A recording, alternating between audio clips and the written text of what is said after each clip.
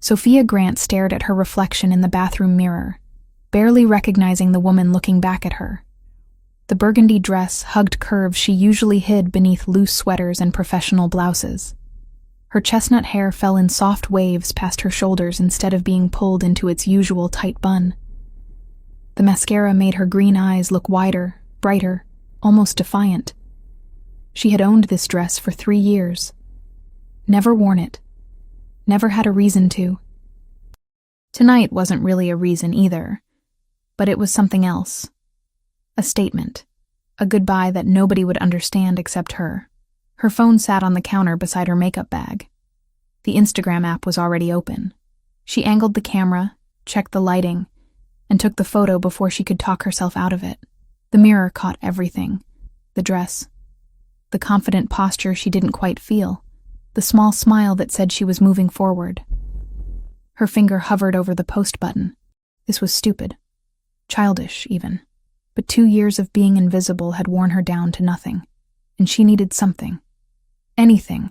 To prove she had existed in his world at all.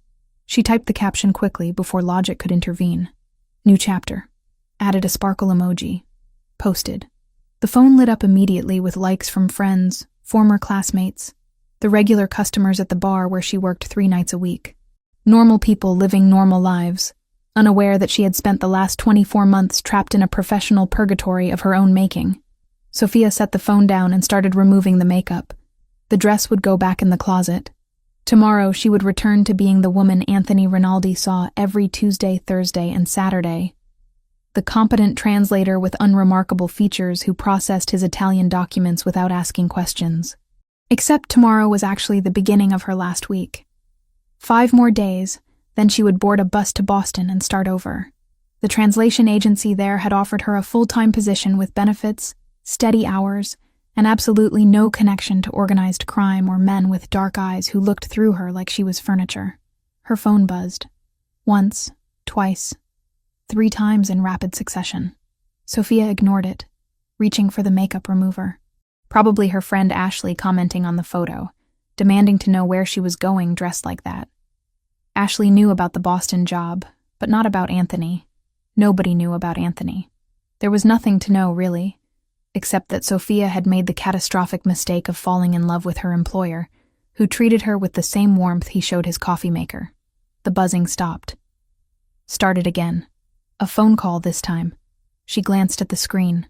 Unknown number. Definitely Ashley using a different phone to be dramatic. Sophia declined the call and went back to wiping off her lipstick. Then the banging started. Sharp, insistent knocks on her apartment door that echoed through the small space. Sophia froze, makeup remover wipe pressed against her cheek.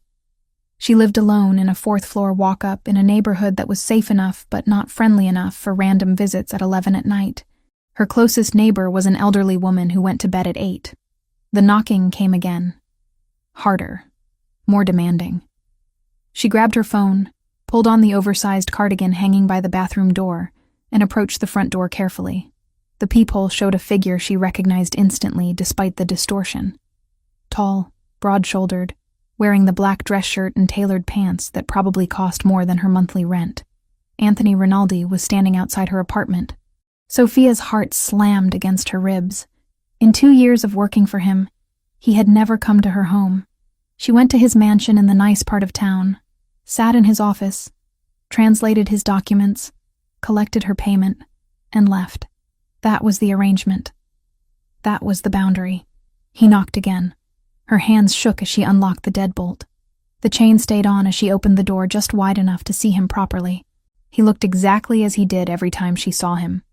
Perfectly composed, intensely focused, and completely out of place in her shabby hallway with its peeling wallpaper and flickering light fixture. His dark hair was styled precisely. Not a strand out of place. His jaw was tight, a muscle flexing near his ear. And his eyes, those deep brown eyes that never really looked at her, were fixed on her face with an intensity that made her breath catch. Mr. Rinaldi. Her voice came out steadier than she felt. Is everything all right? Did something happen with the documents? Open the door. Not a request. A command. The same tone he used when discussing business with men twice his size who obeyed without question. It's late. Sophia said, aware of how weak the protest sounded. If there's an issue with the translation, I can come by the house tomorrow. Open the door, Sophia. He never used her first name. In 2 years, it had always been Miss Grant. Formal, professional, distant. Her fingers fumbled with the chain. She told herself it was because he was her employer, and she couldn't refuse. She told herself it was because something might genuinely be wrong. She didn't let herself acknowledge the real reason, that hearing her name in his voice did something to her that made rational thought impossible. The door swung open. Anthony stepped inside without waiting for invitation, and suddenly her small apartment felt even smaller.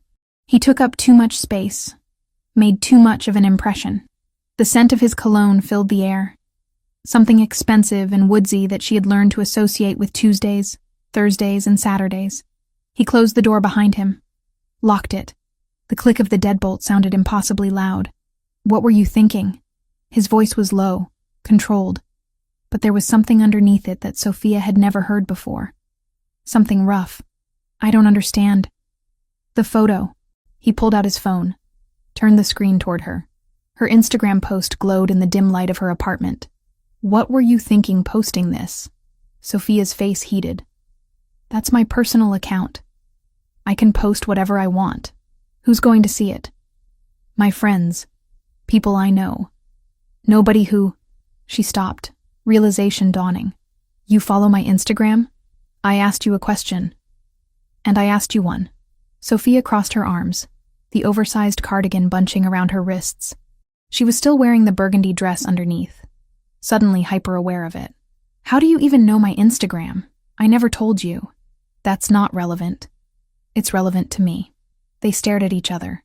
Sophia had never challenged him before, never pushed back, never done anything except nod politely and complete her work.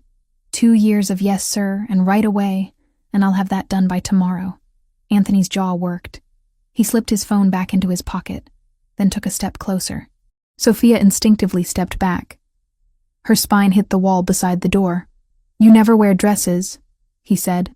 The observation came out flat, factual, but his eyes betrayed something else as they traveled down from her face to the burgundy fabric, to where the cardigan hung open. You never wear your hair down. You've been paying that much attention to what I wear? The words escaped before Sophia could stop them. Where were you going? Nowhere. I was home. I am home. Then why? He stopped himself, seemed to be choosing words carefully. Why post a photo like that? Like what? Like you're... Another pause. Like you're available. Sophia laughed. It came out sharp and bitter.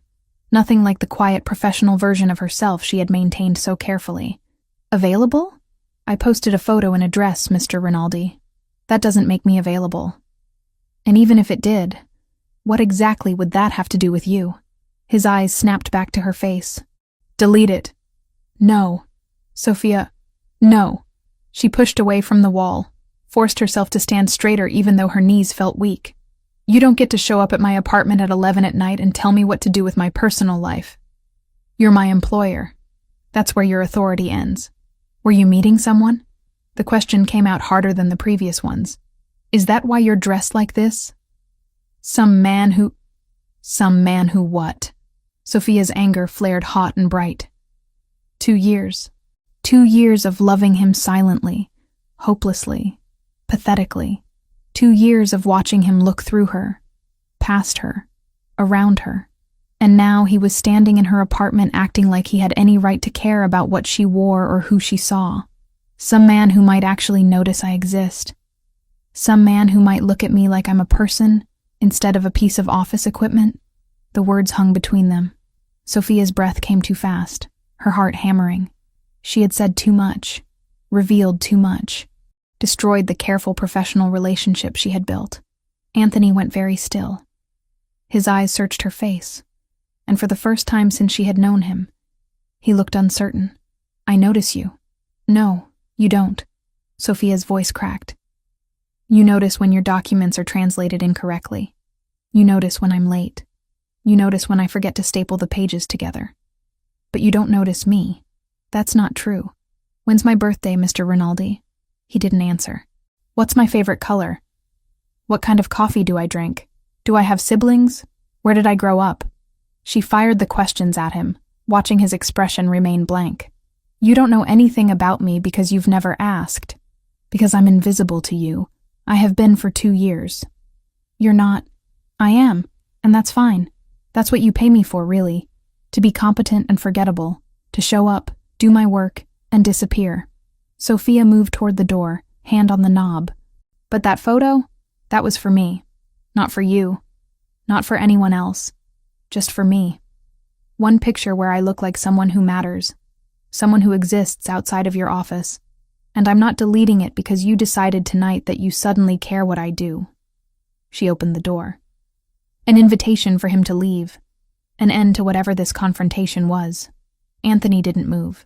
He stood in the center of her small living room, expensive and out of place among her secondhand furniture and fading curtains. His hands curled into fists at his sides, then relaxed. His breathing was controlled but heavier than normal. Close the door, he said quietly. Mr. Rinaldi, Anthony. He took a step toward her. If we're going to have this conversation, use my name. We're not having any conversation. You're leaving. November 7th. Sophia blinked. What? Your birthday. November 7th. You'll be 28. He took another step closer. You drink tea, not coffee. Earl Grey with too much sugar. You have a younger brother named Ryan who's studying engineering in Ohio. You grew up in a small town outside Cleveland. Your favorite color is teal, but you never wear it because you think it makes you look unprofessional. The air left Sophia's lungs. She stood frozen, hand still on the doorknob, staring at him. You translate faster when you're anxious, Anthony continued. His voice was softer now, almost gentle. You bite your bottom lip when you're concentrating. You always arrive exactly 15 minutes early because you're terrified of being late. You organize the documents by date even though I never asked you to. And every single Tuesday, Thursday, and Saturday for 2 years, you've walked into my office wearing clothes that hide everything interesting about you because you think that's what I want. How do you... I notice everything about you, Sophia. Every detail. Every day. He stopped an arm's length away, close enough that she could see the gold flecks in his brown eyes, the faint shadow of stubble along his jaw. I notice you so much that it's become a problem. Her hand fell from the doorknob. Then why did you never say anything? Because noticing you was one thing. Acting on it was something else entirely. His gaze dropped to the burgundy dress again, then back up. And then tonight, I saw that photo. Saw you looking like that, smiling like that, and all I could think was that some other man was going to see it too. Some man who doesn't know that you hate the smell of lilies, or that you read romance novels on the subway, or that you're afraid of heights but pretend you're not. You don't have any right to be jealous, Sophia whispered. I know. You never gave me any indication that you... I know that too. They stood there. The tension so thick Sophia could barely breathe through it. She should tell him to leave. Should close the door literally and figuratively on whatever this was. Should protect herself from the inevitable disappointment. Instead, she heard herself ask, "Why did you tell me to delete the photo?" Anthony's expression shifted. The control cracked just slightly, letting something darker and more honest show through. Because I didn't want anyone else seeing you like that. Didn't want them thinking you were... He stopped, jaw clenching. That photo was supposed to be for someone, and I couldn't stand the idea that it wasn't for me. Sophia's pulse thundered in her ears. Anthony Rinaldi stood in her cramped apartment, having just admitted he didn't want anyone else seeing her photo. The confession hung between them like smoke, thick and impossible to ignore. It wasn't for anyone, she said finally. Her voice came out rough, unsteady. It was goodbye. His eyes narrowed. Goodbye to what? To you. To this. She gestured vaguely between them. To 2 years of translating documents and pretending I don't feel anything. Sophia. No. You don't get to do this. The anger that had been simmering for months suddenly boiled over. You don't get to show up here acting like you have some claim on me when you've spent 2 years treating me like I'm part of the furniture. You want to know why I posted that photo? Because I needed proof that I existed as something other than your translator. Because next week I'm leaving, and I wanted one picture where I looked like a woman someone might actually want, instead of the invisible employee you see every Tuesday, Thursday, and Saturday. Anthony went very still. What do you mean, leaving? Sophia pushed past him, suddenly needing distance. She walked to the small kitchen table where her laptop sat open, pulled out the printed email confirmation from underneath it, and held it up. I accepted a job in Boston. Translation agency, full-time position, benefits.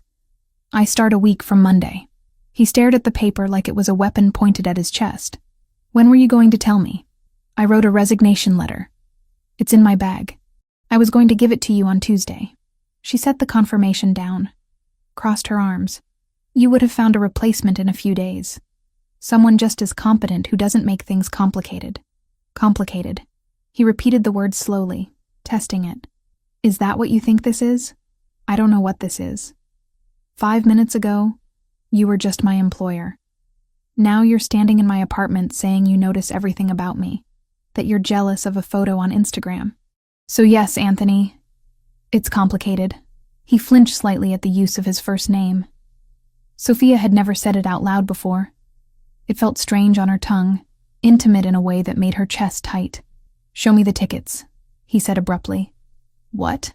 You said you have bus tickets to Boston. Show me. Sophia hesitated, then retrieved her purse from the counter. The tickets were tucked into the side pocket, already printed, already paid for. She handed them over without a word. Anthony examined them carefully. His jaw clenched as he read the date, the time, the seat assignment. 6 days from now. Yes. And you've already packed? Half my suitcase is done. Most of my stuff will fit in 2 bags. She watched his face, trying to read the emotions flickering across it. I don't have much. He looked up from the tickets. Why didn't you tell me you were unhappy? Because you weren't supposed to care. The admission came out softer than she intended. I'm your employee. My personal feelings aren't your concern. They are, if they make you leave. I'm leaving because staying is killing me. The words burst out before Sophia could stop them. Do you have any idea what it's like to be in love with someone who looks right through you?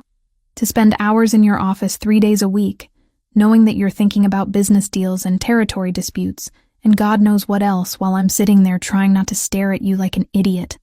Anthony's expression shifted. Something raw and unguarded flickered in his eyes. You're in love with me. Don't.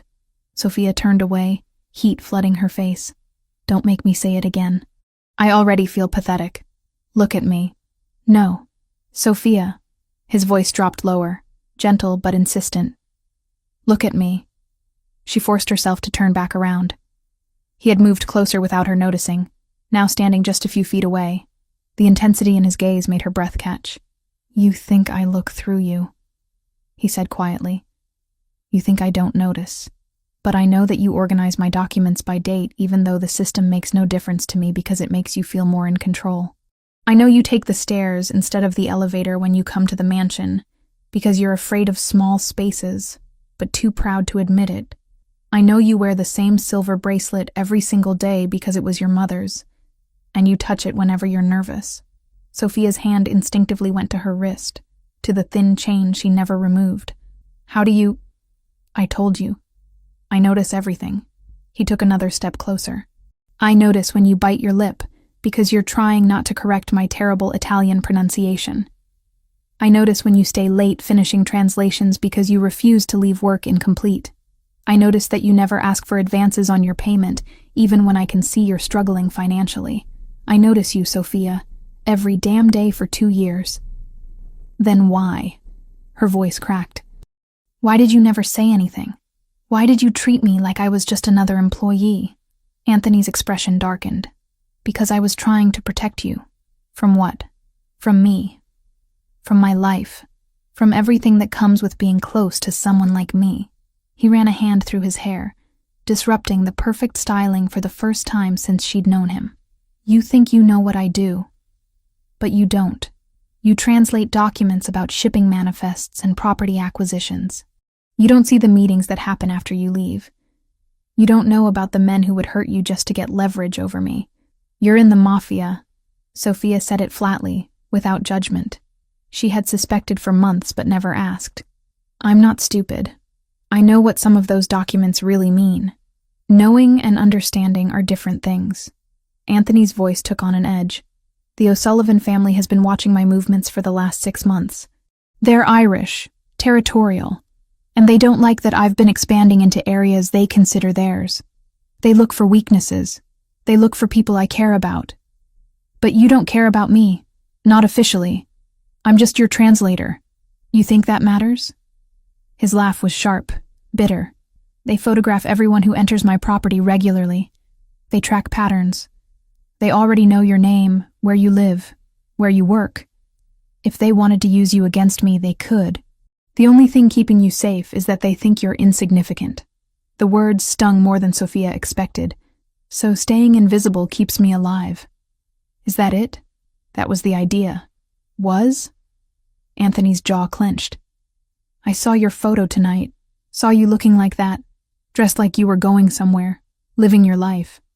And all I could think was that you were moving forward without me. That in a week, you'd be in Boston starting over, and I'd be here knowing I let you go because it was safer. It is safer, Sophia whispered. I don't care anymore. The admission hung between them. Sophia's heart hammered against her ribs. She wanted to close the distance, to touch him, to do something with the tension crackling in the air. But fear held her frozen. You should care, she said. If what you're saying is true, if being close to you puts me in danger, then this, she gestured helplessly between them. This is a terrible idea, probably the worst one I've ever had. Anthony moved closer still, close enough that Sophia could feel the heat radiating off him. But seeing that photo broke something in me. Knowing you were leaving broke something else. I spent 2 years being rational, keeping my distance, doing the right thing. And it didn't matter. You're still leaving. You still fell in love with me. The O'Sullivans still know who you are. All I did was waste 2 years I could have spent actually being with you. Sophia's breath came faster. You can't just decide now that you want me. You can't show up here and expect... I'm not expecting anything. He stopped just inches away. I'm asking. Stay in New York. Let me protect you properly. Not from a distance. Let me... He stopped. Seemed to struggle with the words. Let me try to be what you need. What about what you need? Sophia forced herself to hold his gaze. You said it yourself. People close to you become targets. Are you really willing to risk that? Or is this just jealousy talking?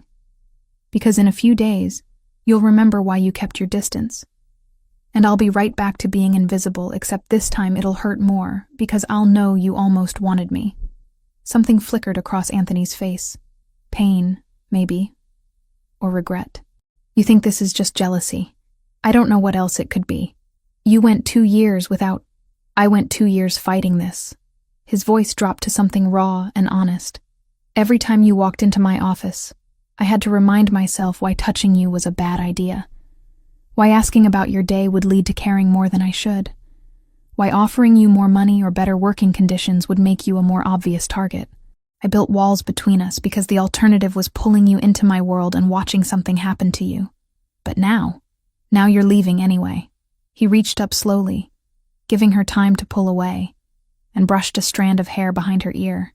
His fingertips grazed her cheek. Now I'm realizing that protecting you by staying away didn't actually protect you. It just meant I missed 2 years of this. Sophia's skin burned where he'd touched her. She should step back. Should maintain the professional distance they'd kept for so long.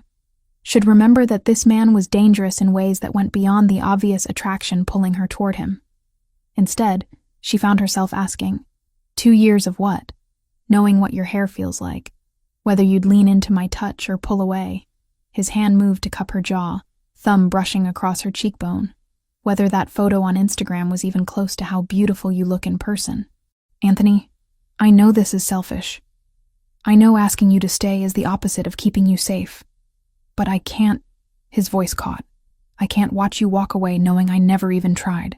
They stood frozen in that moment, his hand on her face. Their breathing synchronized. Sophia could feel her resolve crumbling. 2 years of loving him from a careful distance, and now he was here, touching her, saying things she'd imagined 1,000 times but never believed would be real. "This is a bad idea," she whispered. "Yes. You're going to hurt me. I'll try not to. That's not a promise." "No," Anthony agreed. "It's not, but it's honest." Sophia closed her eyes, felt the weight of the decision pressing down on her. Boston meant safety. A fresh start. A life without complications. Staying meant danger she couldn't fully understand. A relationship that might not survive the world he lived in. And the very real possibility of getting her heart shattered. But it also meant having him. Actually having him, instead of just wanting him from across a desk. She opened her eyes. Anthony was watching her with an intensity that stole her breath. Waiting, not pushing.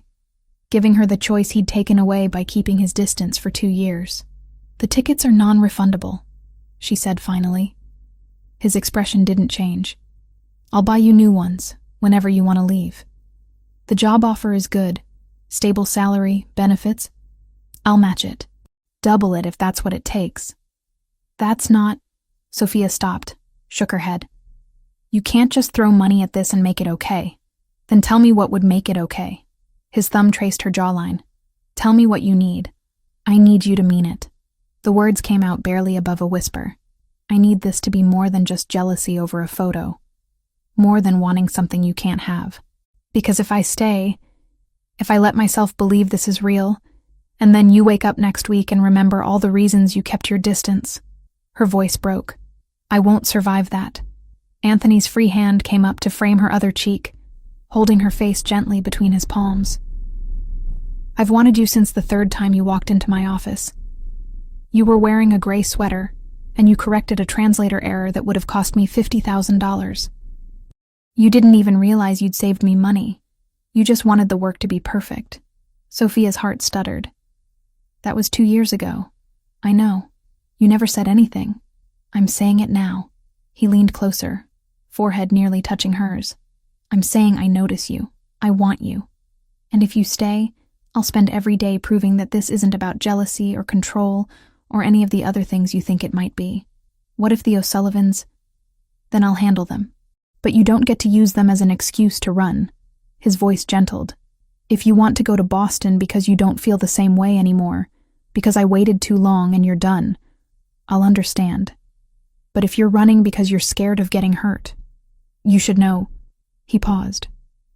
"You should know that watching you leave will hurt worse than anything the O'Sullivans could do to me." The confession broke something loose in Sophia's chest. She pulled back just enough to see his face clearly. "You're serious about this?" "Yes. Even though it's dangerous. Even though I'm—" "Don't." Anthony's grip on her face tightened slightly. "Don't finish that sentence by putting yourself down. You're brilliant and brave and too good for this life, but I'm too selfish to let that stop me from asking you to stay." Sophia's hands came up to rest against his chest. She could feel his heartbeat under her palms, rapid and unsteady. He was as affected as she was. The control he always showed was cracking, and underneath it was just a man who wanted something he thought he couldn't have. "I need time," she said. "To think, to figure out if this is— Take whatever time you need." He didn't move away. "But know that I'm not changing my mind. Not about this." They stood there, caught in the space between what had been and what might be. Sophia's apartment had never felt smaller or more significant. This was the moment everything changed. The pivot point she'd dreamed about and feared in equal measure. Finally, reluctantly, Anthony stepped back. His hands dropped from her face. "I should go." "Let you think." Sophia nodded, not trusting her voice. He walked to the door, paused with his hand on the knob. "For what it's worth, that photo, you looked incredible. But you look better now, angry at me, finally telling me the truth." Then he was gone, the door closing softly behind him, and Sophia was alone with her half-packed suitcase, her non-refundable bus tickets, and the impossible choice between safety and everything she'd ever wanted. 3 days passed before Sophia returned to the Rinaldi mansion. 3 days of turning the conversation over in her mind, analyzing every word, every touch, every promise Anthony had made in her cramped apartment. She hadn't slept well. Every time she closed her eyes, she felt his hands on her face, heard his voice saying he'd wanted her for 2 years.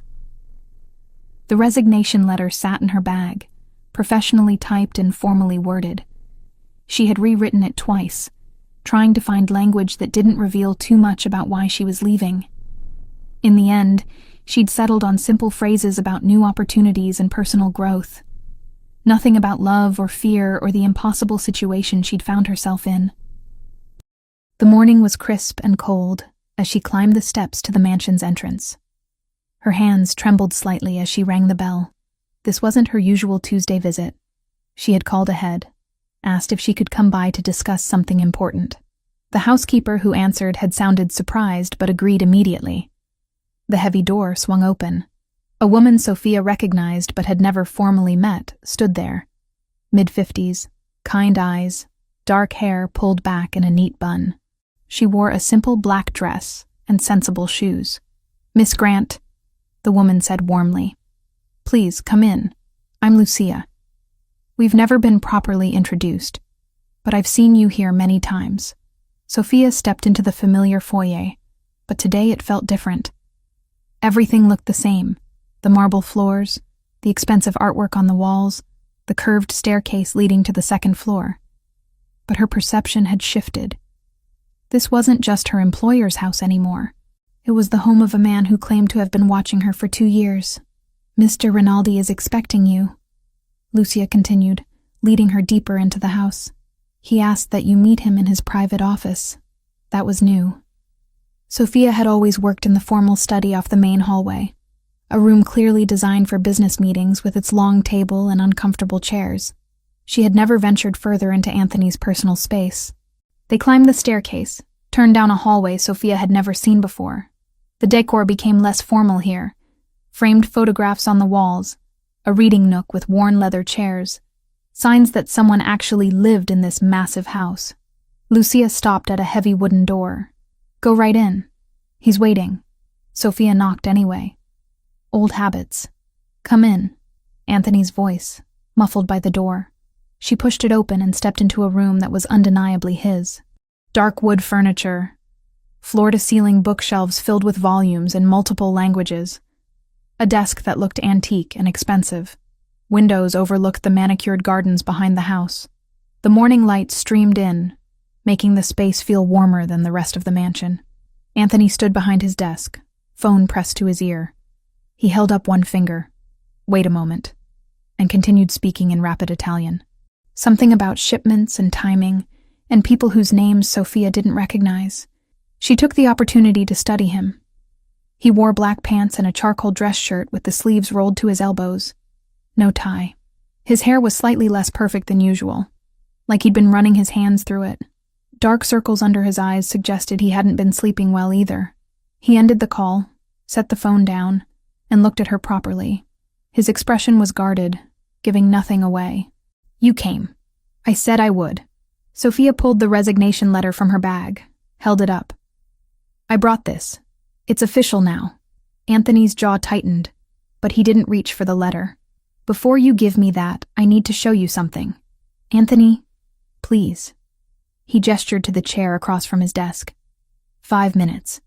Then you can hand me that letter and walk away if you still want to."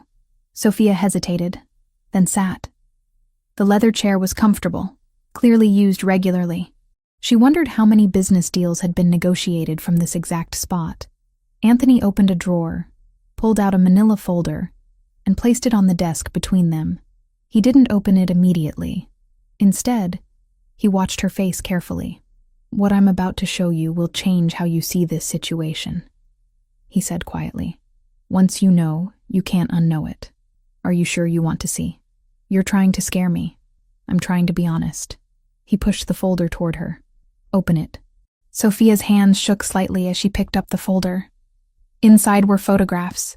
Surveillance photos, clearly taken with a telephoto lens from a distance. The first one showed the front of the Rinaldi mansion. The second showed her walking down the front steps, translation bag over her shoulder, wearing the gray sweater she'd worn last Tuesday. Her stomach dropped. When was this taken? Last week. Keep looking. The next photo showed her at the subway station 3 blocks from her apartment, then one of her entering the bar where she worked Thursday nights. Another of her buying coffee at the shop on her corner. Every image was stamped with a date and time in the bottom corner. Who took these? Sophia's voice came out thin. Michael O'Sullivan's people. He runs the Irish operations in 3 boroughs. We've been having territorial disputes for the last 6 months. Anthony pulled out another set of photos, these ones showing different angles of Sophia's building. Her walking to work, her meeting her friend Ashley for lunch 2 weeks ago. They've been tracking everyone who comes to this house regularly, building profiles, looking for leverage. Sophia's hands trembled as she sorted through the images. There were at least 20 photos of her. Different days, different locations, always alone and unaware she was being watched. Why? She managed. Because they want to know who matters to me, who they could use to pressure me into giving up territory or accepting unfavorable terms. Anthony leaned forward, his expression intense. You thought being invisible kept you safe. But Sophia, they've known about you for months. They know where you live, where you work, what your patterns are. Going to Boston doesn't change that. It just means you'd be alone and unprotected when they decided to make a move. But I'm nobody. The protest came out weak. I'm just your translator. Do you think they care? They see you here 3 times a week, consistently, for 2 years. That's enough to make you interesting. He pulled out another document. This one printed communications, emails and text messages. These were intercepted from one of O'Sullivan's lieutenants. Read the highlighted sections. Sophia's eyes scanned the page. Phrases jumped out at her. Rinaldi's translator. Comes every Tuesday, Thursday, Saturday. Vulnerable access point. Recommend escalation within 2 weeks. The room tilted slightly. Sophia gripped the edge of the desk, forcing herself to breathe steadily. They're planning something. Yes. Involving me. Yes. She looked up at him. His expression was grim, but not surprised. He had known about this, had been carrying this knowledge while she'd been debating whether to stay or go, completely unaware that the choice might not be hers to make. How long have you known? She asked. 3 weeks. That's when my security team intercepted the communications. Anthony ran a hand through his hair, disrupting it further. I've been trying to figure out how to handle it without involving you directly. But then you posted that photo and I realized I was out of time. So that's why you came to my apartment. Not because you were jealous. Because you wanted to warn me. Both things can be true. He held her gaze. I was jealous. Seeing you dressed like that, knowing you were moving forward with your life, it made me insane. But I also needed you to understand that leaving doesn't solve this problem. It might actually make it worse. Sophia set the photos down carefully. Her mind raced through possibilities, consequences, the rapidly shrinking list of safe options. What do they want? Money? Information? Leverage. If they take you, they can force me to make concessions. Give up territories. Renegotiate agreements. Maybe even step down from certain operations. Anthony's voice was steady, almost clinical, but his hands had curled into fists on the desk. They won't kill you. You're more valuable alive. But they would hurt you, scare you, use you to break me. The casual way he said it made everything feel surreal. Sophia had known abstractly that Anthony was involved in dangerous business. She had translated enough documents to understand that his operations existed in legal gray areas at best. But hearing him talk about kidnapping and leverage and hurting her as tactical moves in some larger game made it horrifyingly real. I called the agency in Boston this morning, she said suddenly. Before I came here, I told them I couldn't accept the position. Anthony's expression shifted. Why? Because you were right. Running away doesn't solve anything. And because... She stopped, gathered her courage. Because I spent 3 days trying to convince myself I could walk away from you, and I couldn't. I've been in love with you for too long to suddenly stop just because it's complicated. Something in his face softened. You turned down the job. I turned down the job, she confirmed. Before I saw any of this. Before I knew about the O'Sullivans or the photos or the threat. I made that choice because I wanted to stay. Not because I felt trapped. Sophia. But now I need to know what staying actually means. She gestured at the photos spread across his desk. You said I'm in danger. How do we fix that? Anthony stood, walked around the desk until he was standing directly in front of her. I can protect you. Real protection. Not the distant kind where I pretend you don't matter. But it means changes. Security following you. Living somewhere more secure. Potentially living here until we resolve the O'Sullivan situation. Here? In your house? In the guest wing. Separate entrance, separate living space. You'd have privacy but also protection. Round-the-clock security, controlled access, everything monitored. He crouched down so they were at eye level. I know it sounds extreme, but these people don't make idle threats. That communication said within 2 weeks. We're already 3 days into that window. Sophia's breath came faster. This was more than complicated. This was her entire life changing overnight. For how long? Until we neutralize the threat. I'm working on a meeting with O'Sullivan, trying to reach a territorial agreement that makes this unnecessary. But until that happens, I need to know you're safe. And what am I to you while I'm living here? The question came out sharper than she intended. Am I still just your translator? Your employee who happens to need protection? Or are we— She couldn't finish the sentence. Anthony reached up, cupped her face the same way he had in her apartment. You're the woman I've been in love with for 2 years. The woman I was too afraid to claim because claiming you meant putting you at risk. But you're at risk anyway now. So I'm asking, let me protect you properly. Let me be with you the way I should have been from the start. Before Sophia could respond, a knock sounded at the door. Anthony pulled back, frustration flashing across his face. Come in. The door opened to reveal a man Sophia had seen before. Tall, broad-shouldered, with close-cropped hair, and the alert posture of someone trained for security work. Anthony's driver, though she suspected that was only part of his actual job. Boss? The man said. Sorry to interrupt. You said to let you know if anything developed with the surveillance situation. Daniel. Anthony stood, helped Sophia to her feet. This is Sophia Grant. Sophia. Daniel heads my security team. Daniel nodded respectfully at her. Miss Grant, I want you to know that what Mr. Rinaldi is telling you is accurate. We've confirmed that your image has been circulated among O'Sullivan's people. At least 3 of his men have been seen in your neighborhood in the last week. The confirmation from a third party made Sophia's knees weak. This wasn't just Anthony trying to manipulate her into staying. This was real threat, real danger, real people watching her life. 3 men, she repeated numbly. We've identified 2 of them.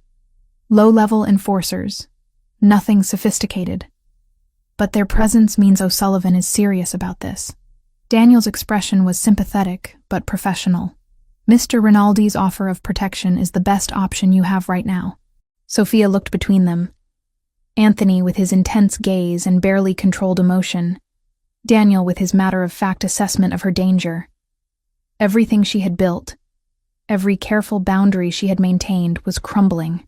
If I stay, she said slowly, if I accept this protection and move into the guest wing, I need something from you. Anything, Anthony said immediately. Honesty, complete honesty. No more pretending you don't care to keep me safe. No more distance for my own good. If we're doing this, if I'm trusting you with my life, I need to know exactly where I stand with you, not what's convenient or strategic. The truth. Anthony took her hands, held them firmly. The truth is, I should have done this 2 years ago. The truth is, I'm terrified of what might happen to you because of me.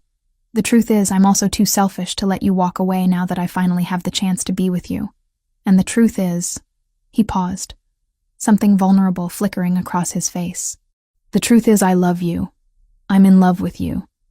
And if you let me, I'll spend every day proving that this isn't about control or convenience. It's about not losing the best thing that's ever walked into my life. Sophia's eyes burned. She squeezed his hands, anchored herself to the solid warmth of him. Okay, I'll stay. I'll accept the protection. I'll move into the guest wing. She managed a shaky smile. I'll let you prove you mean all of this. The tension in Anthony's shoulders released. He pulled her closer, pressed his forehead against hers. Thank you. Daniel cleared his throat politely. I'll coordinate moving Miss Grant's belongings. We should do it today, before anyone notices the change in pattern. Do it, Anthony said without looking away from Sophia. Whatever she needs, make it happen. As Daniel left, closing the door behind him, Sophia allowed herself to sink into Anthony's embrace. Her resignation letter still sat on the desk, unread, and now unnecessary. The photos of her surveillance spread across the surface like evidence of how thoroughly her life had already been invaded. This wasn't the choice she had imagined making, but standing there in Anthony's arms, feeling safer than she had in days despite the danger surrounding them, Sophia realized something important. Sometimes love meant choosing the complicated path. Sometimes it meant walking toward the danger instead of away from it. And sometimes being seen, really, truly seen, was worth the risk. Sophia's belongings arrived at the Rinaldi mansion in 2 modest suitcases and 3 cardboard boxes. Everything she owned fit into Daniel's SUV with room to spare. Watching her entire life loaded into a vehicle that probably cost more than a year of her rent made her feel small and slightly embarrassed, though no one commented on it. The guest suite was larger than her entire apartment. Floor-to-ceiling windows overlooked gardens that were still green despite the late autumn chill. The bedroom had a king-sized bed with expensive linens. The bathroom was all marble and gold fixtures, and there was even a small sitting area with a couch and reading lamp. A separate entrance led to a private hallway, giving her the independence Anthony had promised. Lucia appeared in the doorway as Sophia was unpacking her second suitcase. The housekeeper carried fresh towels and wore the same warm expression from earlier. "I wanted to make sure you had everything you needed," Lucia said, setting the towels on the bathroom counter. "If there's anything missing, just let me know. I've been managing this house for 15 years. Nothing surprises me anymore." Sophia smiled despite her nerves. "It's beautiful. More than I expected. Mr. Rinaldi was very specific about which room you should have. He wanted you to have the best view." Lucia paused, then added more quietly, "It's good to see him with someone who humanizes him. He's been alone too long, carrying too much weight by himself." The observation caught Sophia off guard. "You've known him a long time?" "Since he was 19 and suddenly responsible for everything his father left behind. I watched him grow into the man he is now. Watched him build walls to protect himself." Lucia's expression softened. "You're the first person I've seen him let close in years. That means something." Before Sophia could respond, Lucia excused herself with instructions to come down for dinner at 7. Sophia finished unpacking in a daze, hanging her modest wardrobe in a closet designed for someone with far more clothing. Her romance novels looked out of place on the expensive bookshelves. Her worn laptop sat awkwardly on the elegant desk. Her phone buzzed on the edge of the desk, the screen flashing a name that made her stomach twist. Ashley. She'd ignored her for too long. Missed calls, frantic messages.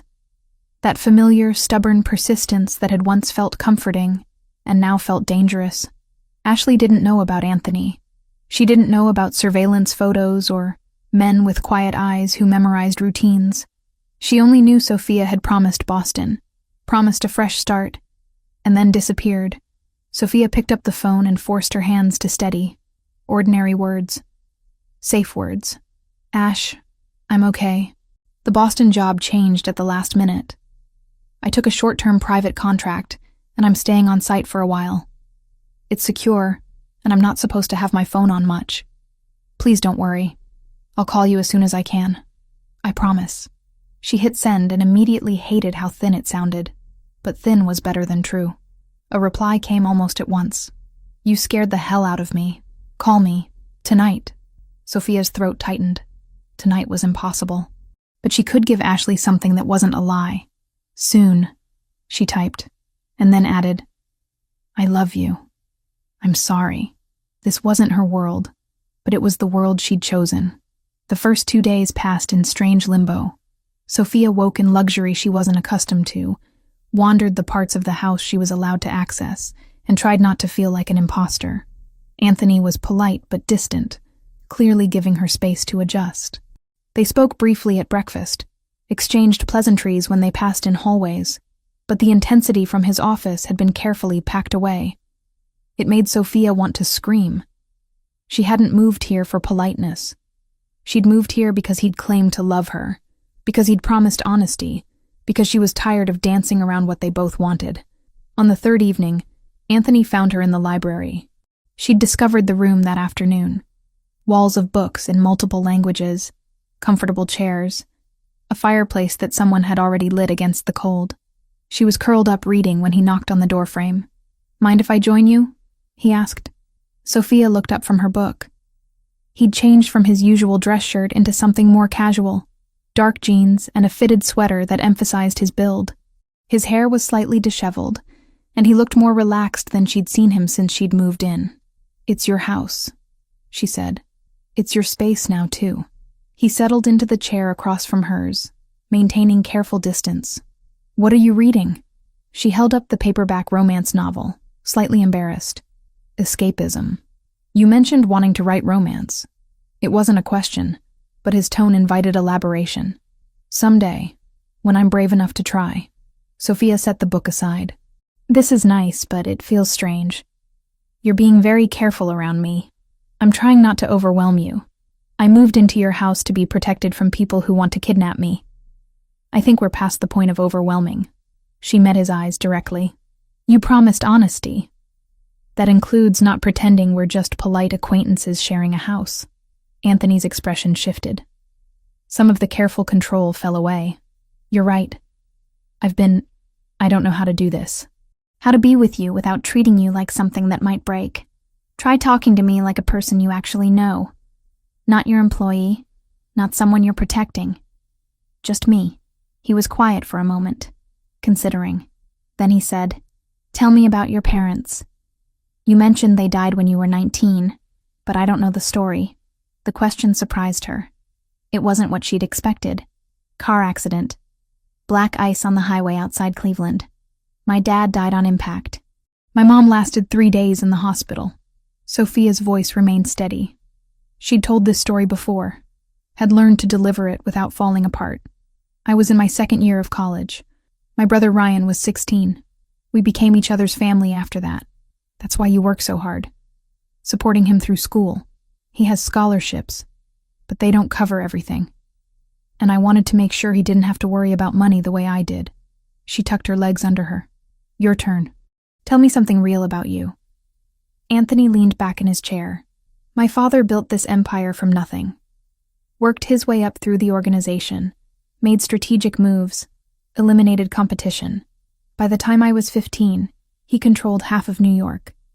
And then he had a heart attack at 53 and died in his office, leaving me to figure out how to hold everything together." 19, Sophia said, remembering what Lucia had mentioned. "You were so young, old enough to understand what failure would mean. Everyone was watching, waiting to see if the boss's son could actually lead, or if I'd crumble under the pressure." He ran a hand through his hair. "I had to become someone harder, more ruthless. Someone people feared enough to follow without question. But that's not who you are, not completely. No, but it's who I had to be to survive." He looked at her with something raw in his expression. "My sister Valentina was 12 when our father died. I made sure she got out, sent her to boarding school in Switzerland, then university in Europe. She's studying medicine now in Vienna. We video call every week, and she has no idea about most of what I actually do." Sophia absorbed this. "You protected her by keeping her distant. Same strategy I tried with you. Worked better with her because she was young enough not to question it." His mouth twisted wryly. "She thinks I'm a legitimate businessman who happens to be paranoid about security. Does she know about me? Not yet. But I want her to. He stopped, seemed to be choosing words carefully. "I want to introduce you properly, when things are safer.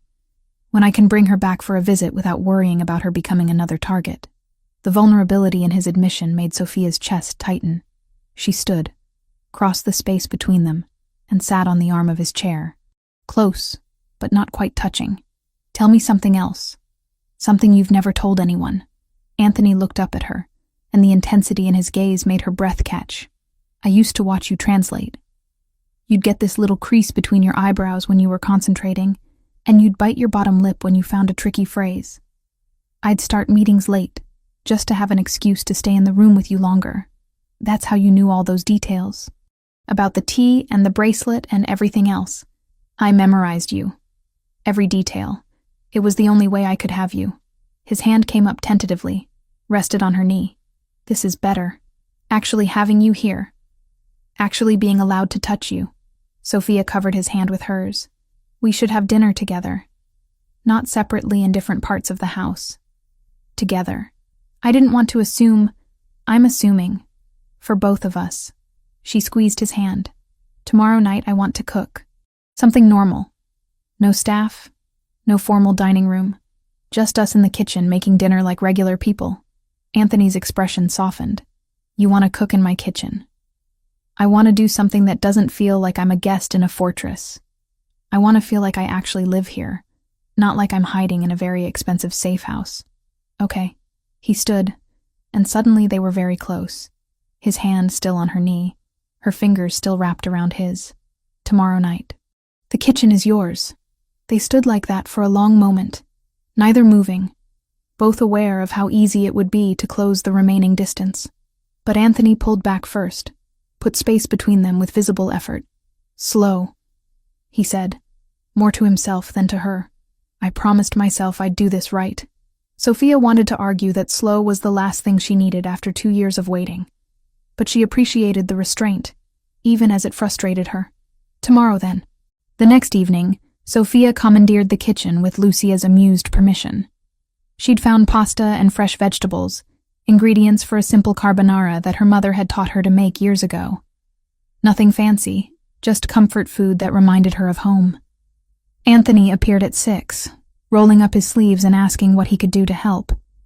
The domesticity of it felt surreal. The dangerous man who ran criminal operations chopping vegetables beside her while she boiled water for pasta. Your technique is terrible, Sophia commented, watching him massacre a bell pepper. Have you ever actually cooked before? I can make coffee and toast. That's about the extent of it. He looked at his uneven pepper slices. This is harder than it looks. Here. Sophia moved beside him, put her hand over his on the knife handle. Steady pressure, let the blade do the work. Don't force it. She guided his hand through a few cuts, aware of how close they were standing, how his warmth radiated against her side. When the pepper was reasonably chopped, she stepped back, suddenly self-conscious. Better, she said, her voice coming out slightly breathless. They worked in comfortable silence for a while, Sophia stirring pasta while Anthony finished the vegetables with significantly improved technique. The kitchen filled with the smell of cooking food and something else. Possibility, maybe. Or the beginning of something that felt normal, despite everything else happening around them. I talked to Ryan yesterday, Sophia said while draining the pasta. I told him I moved. How did he take it? He was suspicious.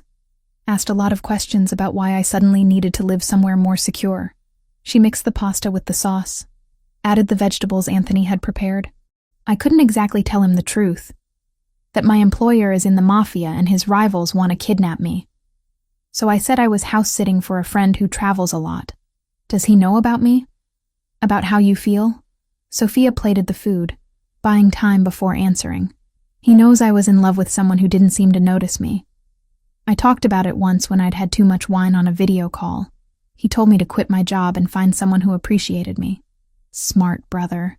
He also said that anyone who couldn't see how amazing I was didn't deserve me. She handed Anthony his plate. His exact words. They sat at the kitchen island, rather than the formal dining room. The space felt intimate, informal, like they were actually two people getting to know each other, rather than employer and employee navigating a complicated situation. This is really good, Anthony said after the first bite. Where did you learn to cook like this? My mom. She grew up in an Italian neighborhood in Cleveland, learned from her grandmother. I used to help her every Sunday. Sophia twirled pasta around her fork. It's one of the few things I have left of her. The recipes, the techniques, muscle memory from being in the kitchen together. My mother cooked too. Traditional Italian dishes that my father loved. She'd spend all day preparing meals for his business associates. Anthony's expression went distant. She died when I was 8. Cancer. After that, we had staff to handle meals. My father never wanted to eat in the kitchen anymore. Said it reminded him of her too much. Sophia set down her fork, reached across to touch his hand. I'm sorry. That's young to lose a parent. Young to lose both of them. His fingers curled around hers. We both know what that's like. Building a life from the pieces left behind. They finished eating, talking about lighter things. books they'd both read, places they wanted to travel, the terrible action movie Sophia had watched in her suite the night before. It felt normal in a way that nothing had felt since the night Anthony appeared at her apartment door. When they were done, Sophia started washing dishes despite Anthony's protest that staff would handle it. "I need to do something normal," she insisted. "Let me wash dishes like a regular person." He joined her at the sink, drying plates as she handed them over. They worked side by side, shoulders occasionally brushing, creating a rhythm that felt practiced despite being new. Sophia reached for a knife at the same moment Anthony did. Their hands collided, fingers tangling. They both froze. The moment stretched. Sophia looked up at Anthony, found him staring down at her with an intensity that made her heart stutter. His hand turned over under hers, palm pressing against palm. His thumb brushed across her knuckles. "Sophia," he said quietly. Just her name, but it sounded like a question and a prayer all at once. She couldn't breathe, couldn't think, could only feel the warmth of his hand against hers, the proximity of his body, the way he was looking at her like she was the only thing in the world that mattered. Anthony's free hand came up to her waist, pulled her gently toward him. She went willingly, heart hammering, aware they were crossing a line they'd been dancing around for days.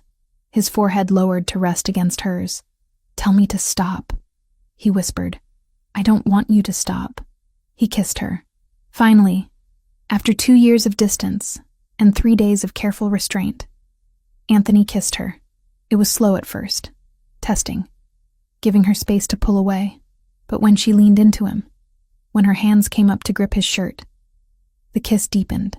Sophia had imagined this moment countless times. None of her fantasies compared to the reality. His mouth on hers, his hands pulling her closer, the way he kissed her like she was precious and necessary and his. They broke apart breathing hard, foreheads still pressed together.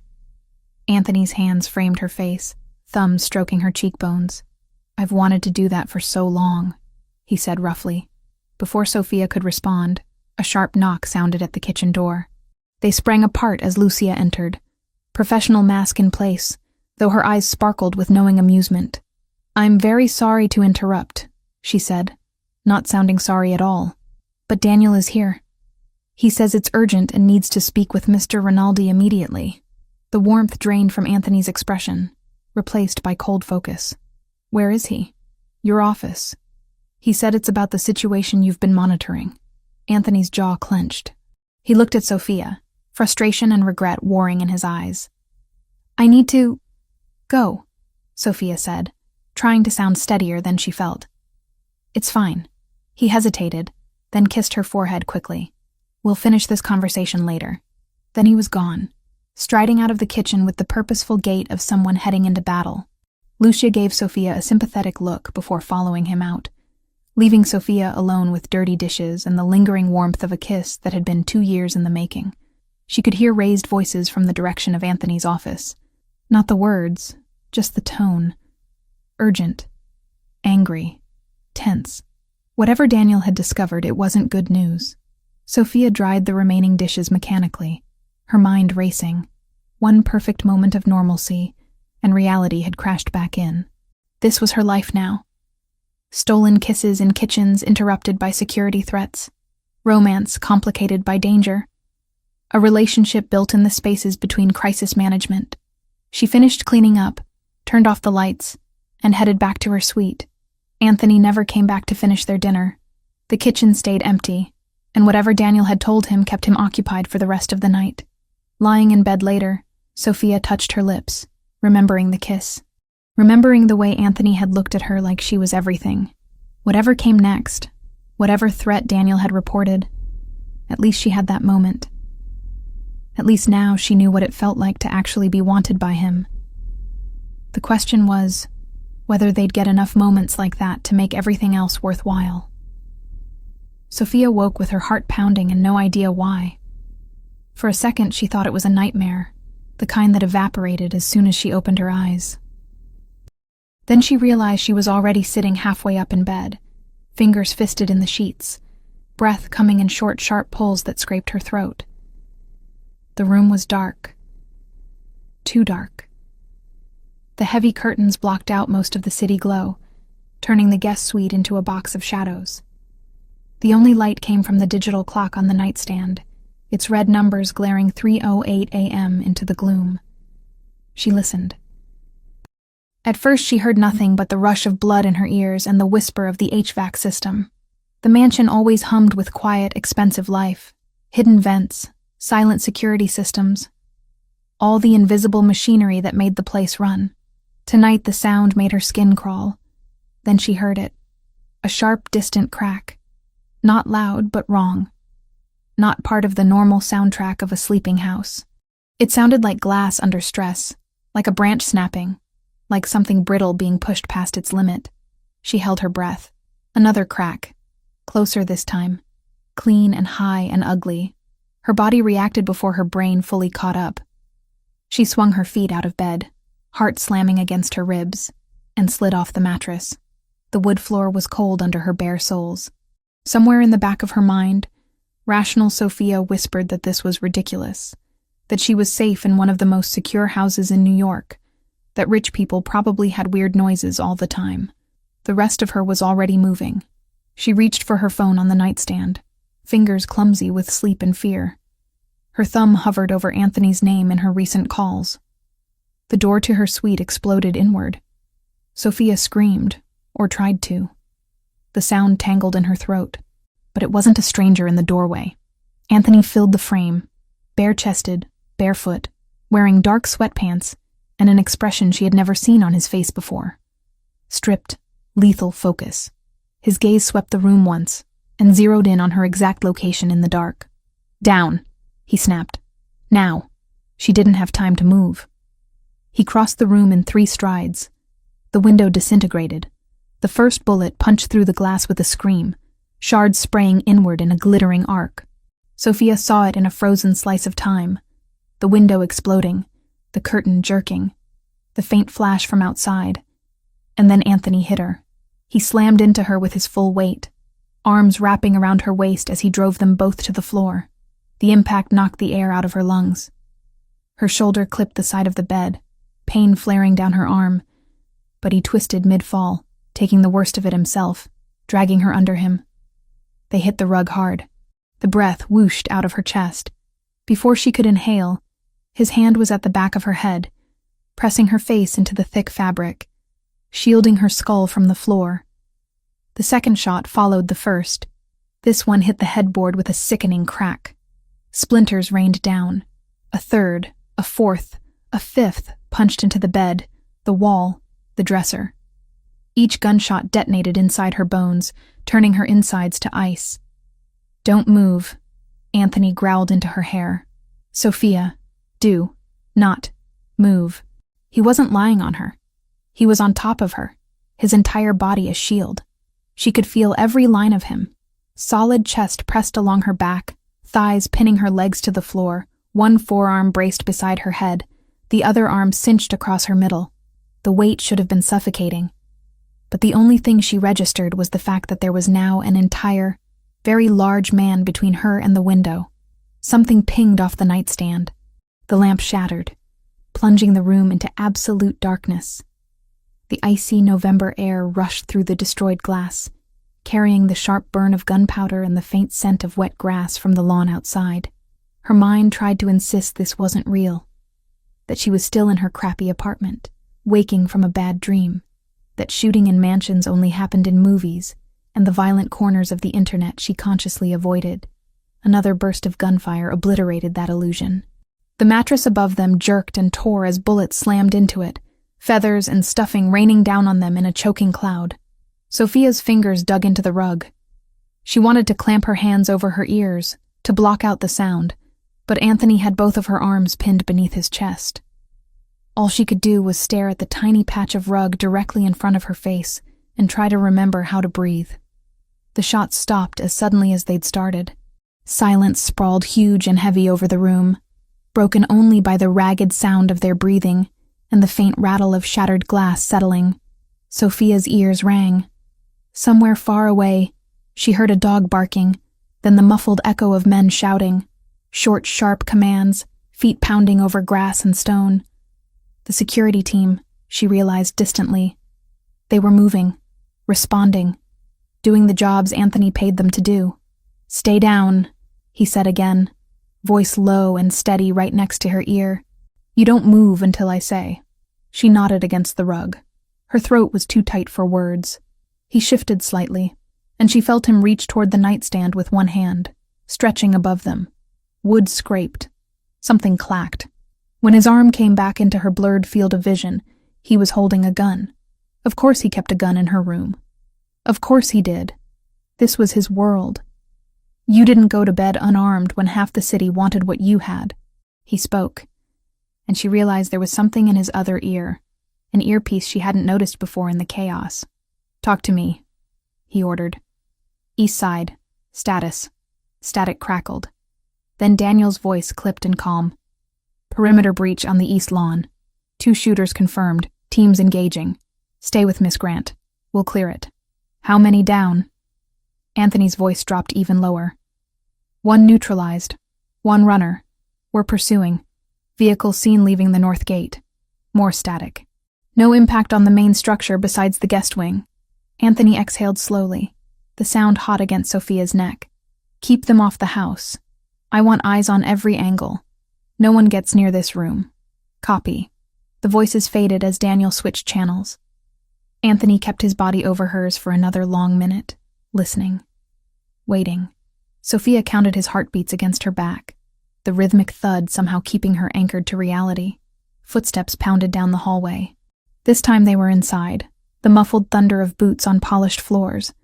The door to her suite, already hanging broken, was shoved fully open. "Clear," someone called. "Boss, it's us." Anthony finally shifted. He rolled just enough to take his weight off her completely and pushed himself up onto one knee, keeping his body between her and the window. The gun trained on the darkness beyond the shredded curtains. "Front," Daniel said from the doorway, breathless but controlled. "We've got you." Sophia turned her head just far enough to see him, framed by 2 members of the security team in dark clothes, weapons ready. Their eyes swept the room, taking in the destroyed window, the ripped mattress, the bullet holes, the 2 bodies on the floor. "Any hits inside?" one of the men asked, voice tight. Anthony shook his head. "She's okay." It took Sophia a second to realize he was including himself in that assessment, even though she could see, even through the dimness and the adrenaline, a darker patch on his left forearm where blood soaked into his skin. "We need to move you both." Daniel stepped cautiously around the glass, coming closer. "This room is compromised. Safe room until we finish the sweep." Anthony shifted his weight and finally looked down at her fully. The control on his face didn't match his eyes. His eyes were wild, terrified and furious, and relieved all at once. "Can you stand?" he asked. She tried to sit up. Her muscles trembled badly. When she pushed herself upright, her shoulder screamed in protest, a hot line of pain reminding her of where she'd hit the bed frame. The rest of her body felt weirdly distant, as if it belonged to someone else. "I think so," she managed. He tucked the gun into the back of his waistband and slid one arm under her knees, the other behind her shoulders. "I can walk," she protested reflexively. His arms tightened. "I know. Humor me." He lifted her off the floor like she weighed nothing. Her fingers, traitorous and shaking, clutched at his bare shoulder. From this angle, she could see the full damage to her room. Glass everywhere, curtains torn, one of her framed photos smashed. The bullet hole in the headboard sat like a black eye inches above where her pillow had been. Her stomach lurched. If he'd been 30 seconds slower. She pressed her face against his chest, unable to look anymore. They moved fast. The security guys formed a moving wall around them, weapons out, eyes scanning every angle. The hallway lights were on now, harsh against Sophia's overtaxed senses. She caught glimpses of other doors ajar, shadows moving, the controlled chaos of trained men doing their job at 3 a.m. Lucia appeared at the top of the main staircase, a dark robe wrapped tight around her, feet in sensible slippers. She looked like every housekeeper in every expensive home Sophia had ever seen, except her eyes went straight to the blood on Anthony's arm and the dust and feathers in Sophia's hair. "Dear God," Lucia breathed. "Is she alive?" Anthony cut in. "We're going downstairs. Safe room." Lucia stepped aside, but not before draping a thick throw blanket she carried over Sophia's shoulders. "I'll bring coffee and supplies." The hallway outside Anthony's office looked exactly as it had the first time Sophia had walked down it. Polished wood, tasteful art, expensive rug. It felt different now, the air buzzing with urgency. Anthony set her down in the office just long enough to free his hand to open the hidden door. Sophia watched, dazed, as a section of bookshelf clicked and swung inward, revealing a steel door that looked like it belonged in a bank vault. He entered a code, pressed his thumb to a small panel, and the locking mechanism disengaged with a heavy final sound. The safe room was cooler than the rest of the house. Concrete floor, reinforced walls, no windows. A row of monitors displayed camera feeds from around the property. Front gate, back lawn, perimeter fence, interior hallways. A couch sat against one wall, a small kitchenette against another, and a bathroom door was partially visible in the corner. It wasn't cozy, but it was functional. Anthony carried her to the couch and set her down gently, like she might break. As soon as she was seated, her body started shaking in earnest. The adrenaline had nowhere left to go. "I'm okay," she lied, wrapping the blanket tighter. "No, you're not." Anthony dropped to a crouch in front of her. Up close, she could see now how bad his arm really was. A long, jagged gash along his forearm, skin split and raw, tiny glittering shards of glass still embedded in it. Blood had run down to his wrist and dripped off his fingers. "You're bleeding," she said, voice hoarse. "It looks worse than it is." He glanced at the monitors, then back to her. "How do you feel? Dizzy? Nauseous?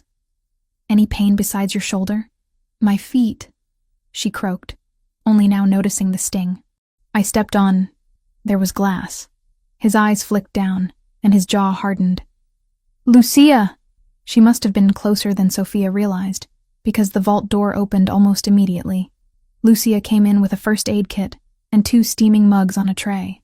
"Oh, child," she whispered when she saw Sophia properly. "Here." She set the tray down and moved straight to her, efficient hands tucking the blanket around Sophia's legs and shoulders more securely. "Drink.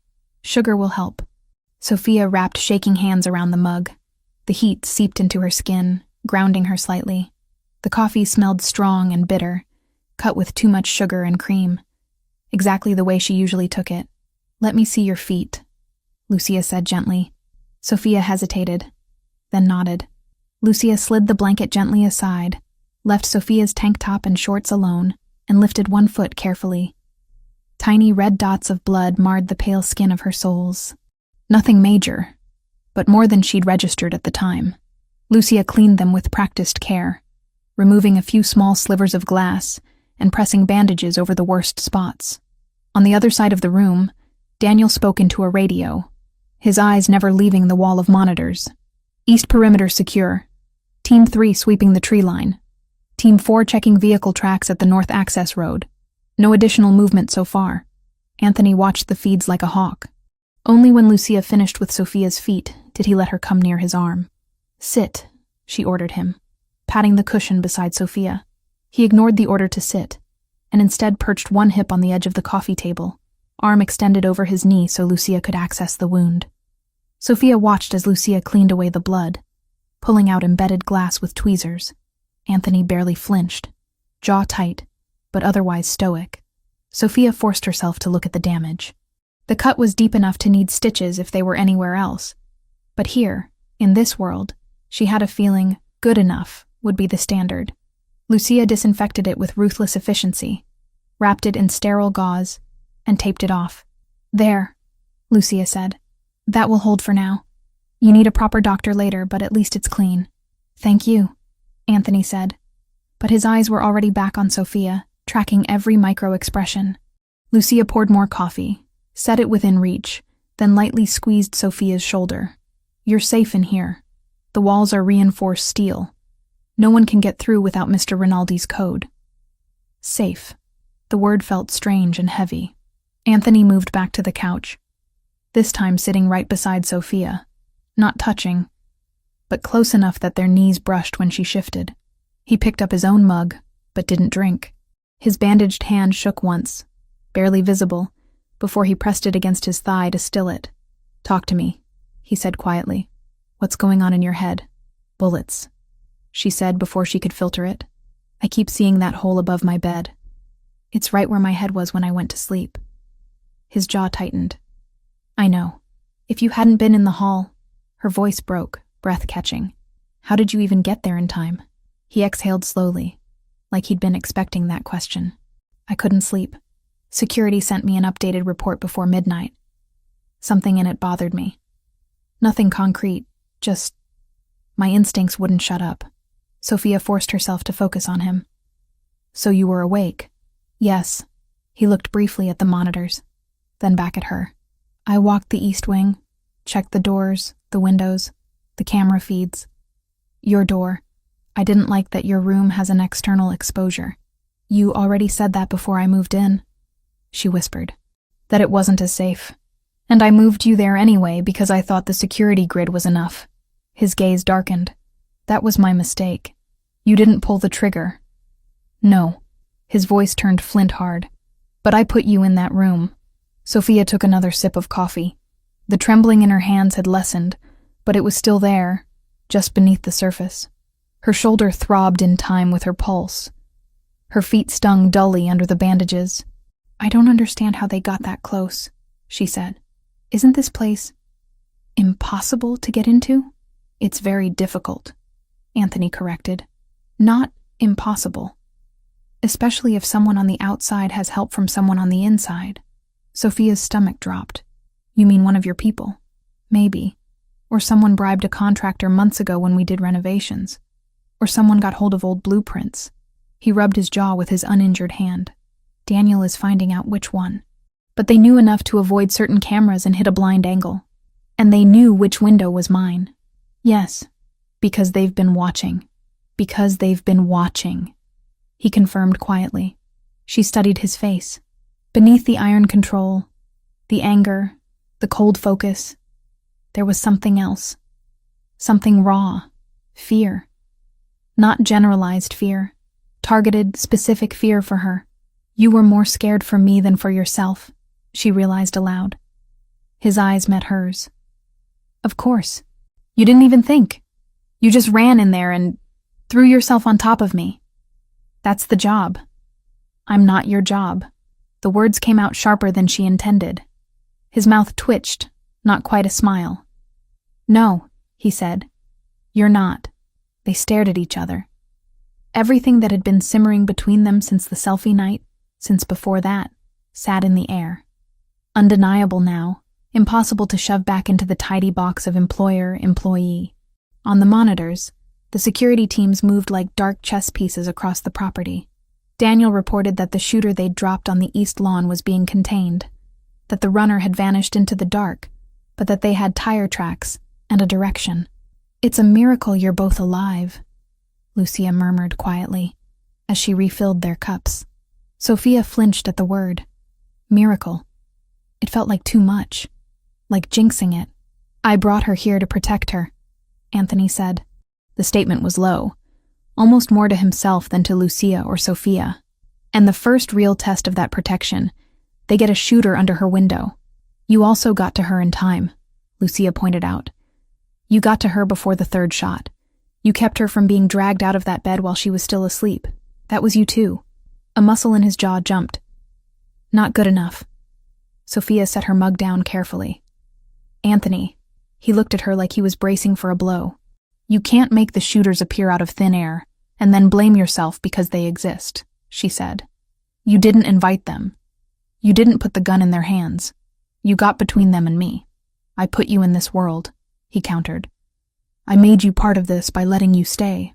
You made me part of this when you started having me in your house 3 days a week," she corrected softly. "When I became part of your routine. When they started taking pictures of me walking out of this door with that bag on my shoulder. The moment I stepped onto this property, I was in it. More than you wanted to admit." He said nothing, but his eyes told her she'd hit the mark.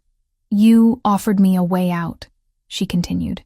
"You said you could disappear me somewhere they'd never think to look. New name, new life. I did. And you'll still do that if I ask." Yes. His voice didn't waver. Even more so now. The room felt very small. Above them, the massive house, the grounds, the city pulsed along, unaware that everything had shifted for the people behind this steel door. "I'm not deciding that tonight," she said finally. "I can't. My brain is still stuck on the sound of my window being blown apart. That's fair, but I need you to hear something." She forced herself to look him straight in the eye. "I knew there would be danger when I chose to stay. I didn't know it would be like this, but I knew it wouldn't be simple or safe. I stayed anyway. I don't get to pretend I was dragged into this kicking and screaming. You also didn't sign up for bullets in your bedroom," he said. "There's a difference between accepting abstract risk and having it come through your window at 3 a.m. No argument there." Her lips twisted. "But I also didn't sign up for you hovering outside my door because you couldn't sleep unless you knew I was okay." "And I got that too." His eyes softened, the harsh lines of his face easing just a fraction. "You make it sound like a good thing. You're bleeding because you cared enough to be standing in that hallway." She nodded at his bandaged arm. "That's not nothing." He exhaled, something like relief or gratitude flickering over his features. "You're handling this better than I expected. Give me time," she muttered. "I might still break. If you do," he said quietly, "I'll be right here while it happens." An odd calm settled over her at that. Not because the danger had passed. It hadn't. But because there was something solid next to her in this concrete box. Someone who had already proven what he would do when things went bad. Lucia busied herself at the kitchenette, pretending to give them privacy. Daniel's voice murmured updates into his radio. The monitors showed the ground slowly emptying of scrambling figures as teams finished their sweeps and returned to their posts. Eventually, the shaking in Sophia's hands dulled to a fine tremor instead of a violent quake. Her shoulders still throbbed, but bearably. Bone-deep exhaustion crept in, heavy and undeniable.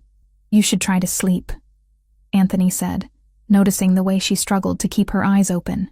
"In here." She glanced around the steel-walled room. "You're serious. Nothing gets through these walls."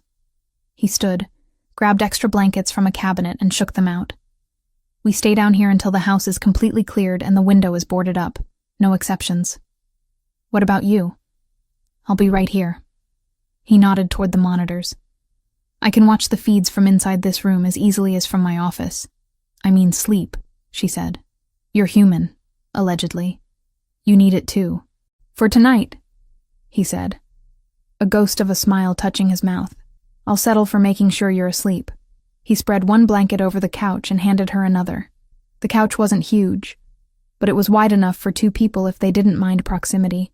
"Anthony," she said quietly, as he turned back to the monitors. "I don't want to be alone." He stilled. Slowly, he looked at her over his shoulder. "Not tonight," she added. "Not after that. I know you're trying to be careful, to do this the right way. But if you put me on this couch and sit in that chair across the room watching cameras, I'm going to lie here with my eyes open replaying every gunshot for the next 6 hours." He studied her face, reading everything she didn't have the words for. "I don't need distance right now," she said. "I need you, here, where I can feel you breathing and know that if something else happens, you'll move before I even hear it." He crossed back to the couch without another word. "Shift," he said softly. She did. He lay down carefully behind her, the couch forcing them close, his chest pressed against her back, one arm sliding under her head as an extra pillow, the other settling over her waist in a loose, protective hold. The blankets cocooned them in shared warmth. "Is this all right?" he asked. She curled her fingers around his forearm, feeling the rough edges of the bandage beneath her palm. "Yes." His breath stirred the hair at the nape of her neck. "Nobody's getting through that door," he said. "Nobody's getting to you while I'm here. I believe you." It was the simplest truth she had in this moment. The house, the shooters, the betrayals, the what comes next. All of it felt too big, too complex. But the weight of his arm over her, the steady rise and fall of his chest against her back, the memory of how fast he'd moved when the glass shattered, those were tangible. Her eyes drifted to the monitors one last time. Tiny figures moved on the screens, finishing their sweeps, securing the perimeter. The image of her blown-out window appeared on one feed, taped off, lights glaring harshly in the night. She closed her eyes. The echo of gunshots still ricocheted faintly in her skull, but each time the memory tried to sharpen, it bumped up against the reality of Anthony's heartbeat under her hand. Solid. Relentless. Present. She didn't know what she would decide in the morning, whether this was a life she could live with, whether love was enough to make this level of danger bearable. For now, in this steel box underground with a Mafia boss wrapped around her like a shield, she let herself do the one thing her body had been fighting since the glass first broke. She slept. Sophia woke to the low murmur of male voices and the quiet hum of electronics. For a moment, she didn't remember where she was. The couch under her felt wrong, too narrow to be a bed, the air cooler than a bedroom should be. Then she registered the metal tang in the room, the faint glow of multiple screens, and the heavy weight draped over her waist. Anthony. They were still in the safe room. His arm held her snug against him, forearm banded across her middle, palm resting flat just under her ribs. His body was a solid line of warmth at her back, chest rising and falling slowly. At some point during the night, her hand had curled around his injured forearm, fingers resting just above the edge of the bandage. No additional movement on the east side, Daniel was saying quietly from somewhere near the monitors. Team's report clear. We've doubled the rotation on outside posts. No one in or out without visual ID and voice confirmation. Anthony's chest expanded against her as he took a deeper breath. And the shooter? Being handled off-site. Daniel hesitated. He's not top tier, a hired gun. But he knew enough to avoid cameras and hit that angle. That knowledge came from somewhere we didn't intend. Inside leak, Anthony said. Looks like it. Sophia kept her eyes closed, breathing slow and even. She wasn't ready yet to let go of the illusion of safety that came from pretending she was still asleep. The conversation washed over her in clipped phrases. Perimeter, blind spots, intel, containment. Words that belonged firmly to Anthony's world, not hers. The pattern fits with what we picked up before, Daniel went on. The O'Sullivan chatter about leveraging the translator. The timing matches too. This wasn't random. Sophia's fingers tightened unconsciously on Anthony's arm. His free hand came up, fingers brushing over the back of hers in a brief, reassuring stroke. He knew she was awake. He'd probably known the second she surfaced from sleep. Get me everything you pulled from the shooter, Anthony said. Names, contacts, payment. I want a direct line back to whoever signed off on last night. We'll have more in a few hours, Daniel replied. For now, we know enough. The order to grab her came from O'Sullivan's side. Whether Michael himself signed off or a hothead under him went rogue, that's still unclear. But it's them, the O'Sullivans again. Always circling at the edge of her understanding, faceless and amorphous until last night when their intentions had taken the shape of bullets. Give us a minute, Anthony said. Sophia heard Daniel's footsteps retreat, the soft click of the heavy door's inner mechanisms as it sealed behind him. Then it was just the two of them, and the quiet background hum of the room. You can stop pretending now, Anthony murmured near her ear. His tone was gentler than it had been when he'd been barking orders a few moments earlier. You've been awake for 10 minutes. She opened her eyes, caught by how easily he read her. You could tell? I can always tell. His thumb traced a slow line across the back of her hand. How do you feel? Like I got tackled by a truck, she said honestly. Everything aches. My shoulder hates you. Your shoulder can get in line, he said dryly. I've got a whole organization that hates me right now. She huffed out something that was almost a laugh, then pushed herself to sit up a bit. The movement pulled at muscles that had stiffened overnight. Anthony sat up with her, one hand hovering at her back, like he was ready to steady her if she so much as swayed. The security feeds showed gray morning light over the manicured lawns. Men still moved through some of the frames, but the chaotic rush of the night had settled into structured patrols. Did you sleep at all? She asked. A little. He rolled his shoulder, wincing faintly. You drooled on my arm at one point. I did not.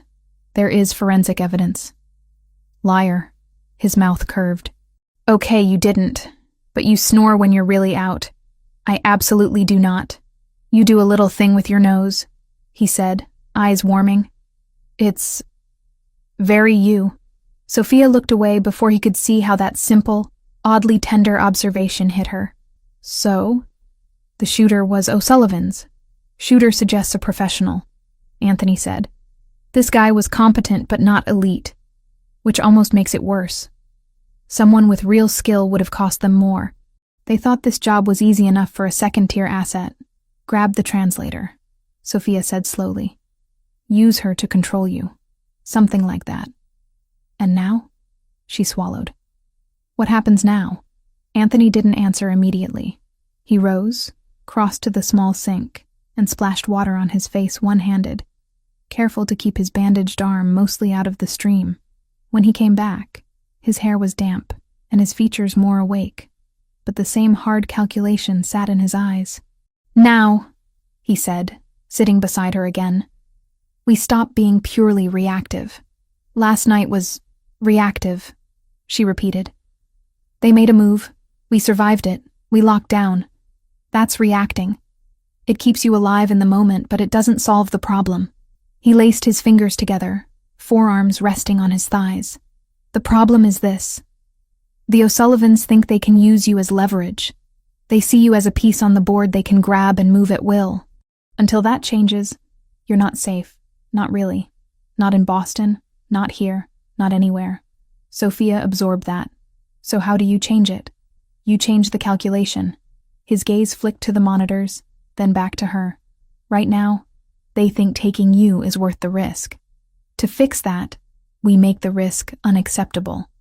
Politically, financially, personally. Without open war, she said, remembering his earlier warning. You said that would be bad for business, and everything. Exactly. His mouth thinned. If I go scorched earth, bodies start dropping on both sides, cops get interested, federal agencies start sniffing around. It becomes chaos. Chaos is bad for everyone who depends on me, including you. She hated that this made sense. Hated that her survival now involved terms like politically unacceptable risk and collateral damage. I have a question, she said. Those men last night, if they'd gotten in, would they really have taken me alive? Yes. No hesitation. Killing you outright wastes the leverage. Taking you gives them options. Sophia couldn't stop the shiver that worked through her. Anthony's hand immediately went to the small of her back, his thumb drawing slow, grounding circles. Which brings us to the part of this you're not going to like, he said. We have to adjust your status.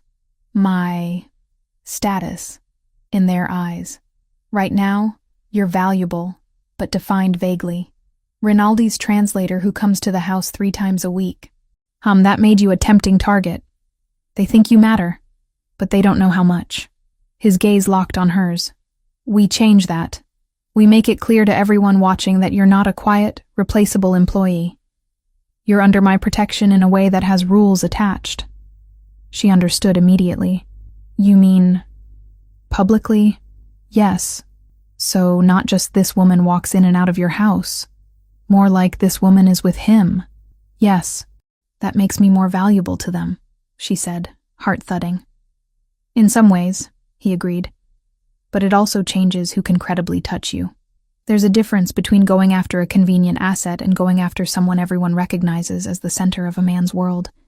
The first is opportunistic. The second is an act of war. Not everyone on the O'Sullivan side is eager to pull that trigger. Sophia thought of the phrase from the intercepted messages he'd shown her. Leverage the translator. A clinical term for something ugly. Does this mean last night accelerates whatever you were planning with them? She asked. It forces the issue. Anthony leaned back, stretching his injured arm carefully. We were already moving toward a sit-down. They've been pushing on the edges of my territory for months.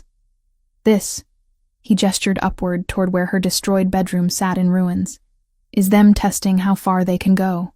And your answer is, we meet. On neutral ground. Public enough that nobody can pull a stunt without witnesses. Controlled enough that security can do its job. We clarify lines. We lay out consequences.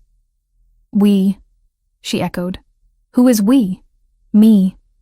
He hesitated. And this is where you get veto power. Possibly you. Her head snapped around. You want me there? No, he said bluntly. I don't want you anywhere near them. I want you locked underground until this is over. He huffed out a breath. But that's emotion. Strategically, having you visible at that meeting changes the calculus. How? Right now, they're guessing how much you matter. If I show up at a negotiation with you beside me, under obvious guard, it sends a message.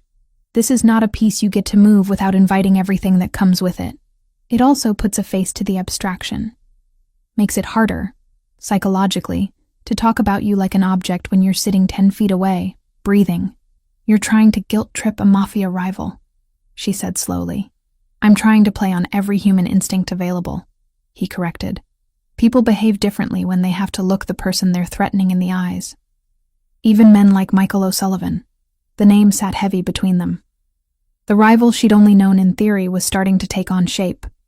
A man calculating enough to send shooters to her window, but also someone with his own rules and fears. And if I say no? She asked quietly. If I say I won't be paraded into some meeting so you can send a message? Then we find another way. Anthony said immediately. This is your life. You get a say in how it's used. I won't drag you into a room you're not willing to enter. She appreciated that more than she could say. The last 24 hours had stripped control from her in a dozen ways. Having him explicitly hand a piece of it back mattered. Do you think it would work? She asked. Me being there. Yes. No hesitation. Because it forces them to acknowledge reality. You're not theoretical leverage. You're a person who now knows exactly how far they're willing to go. That knowledge cuts both ways. She stared at the monitors, at the slowly brightening grounds. You said something last night. That if you just hit back now, it's war. So this is you trying something between letting them get away with it and burning everything down. Exactly. She was quiet for a long moment. Then, okay. Anthony blinked. Okay, I'll go, she said. Her voice shook, but the words were steady. If that's what it takes to make them understand I'm not a pawn they get to move without consequences, I'll go. He searched her face. You're sure? No, she admitted. I'm not sure about anything right now. I'm scared out of my mind. But I also know I don't want to spend the rest of my life hiding in safe rooms waiting for someone else to decide I'm done being useful. If being in that room helps draw a line, then I'll be in the room. His hand closed around hers, strong and warm. You're braver than you think, or just too tired to come up with a better argument. She swallowed. What does that even look like? This meeting. We'll set it on territory neither side fully controls. Somewhere both of us have equal reason not to trash. Likely a restaurant that's already accustomed to hosting delicate conversations. His thumb brushed over her knuckles. There will be security on both sides. We agree to weapons rules beforehand. I'll have snipers in place. He'll have spotters. Everyone will know everyone is covered. That keeps egos in check. And me? You'll be escorted in with me, he said. Daniel driving, my men closest. You between us. You won't be alone for a second. You won't sit next to Michael. You won't speak to him directly unless you choose to. You're there as fact, not bait. Anthony. He tightened his grip once, sensing her rising panic. You'll be safe. As safe as anyone can be in a room like that. They can't touch you there without setting off something none of them actually want. You keep saying, they don't want war, Sophia said. But last night looked a lot like someone flirting with it. Someone under Michael.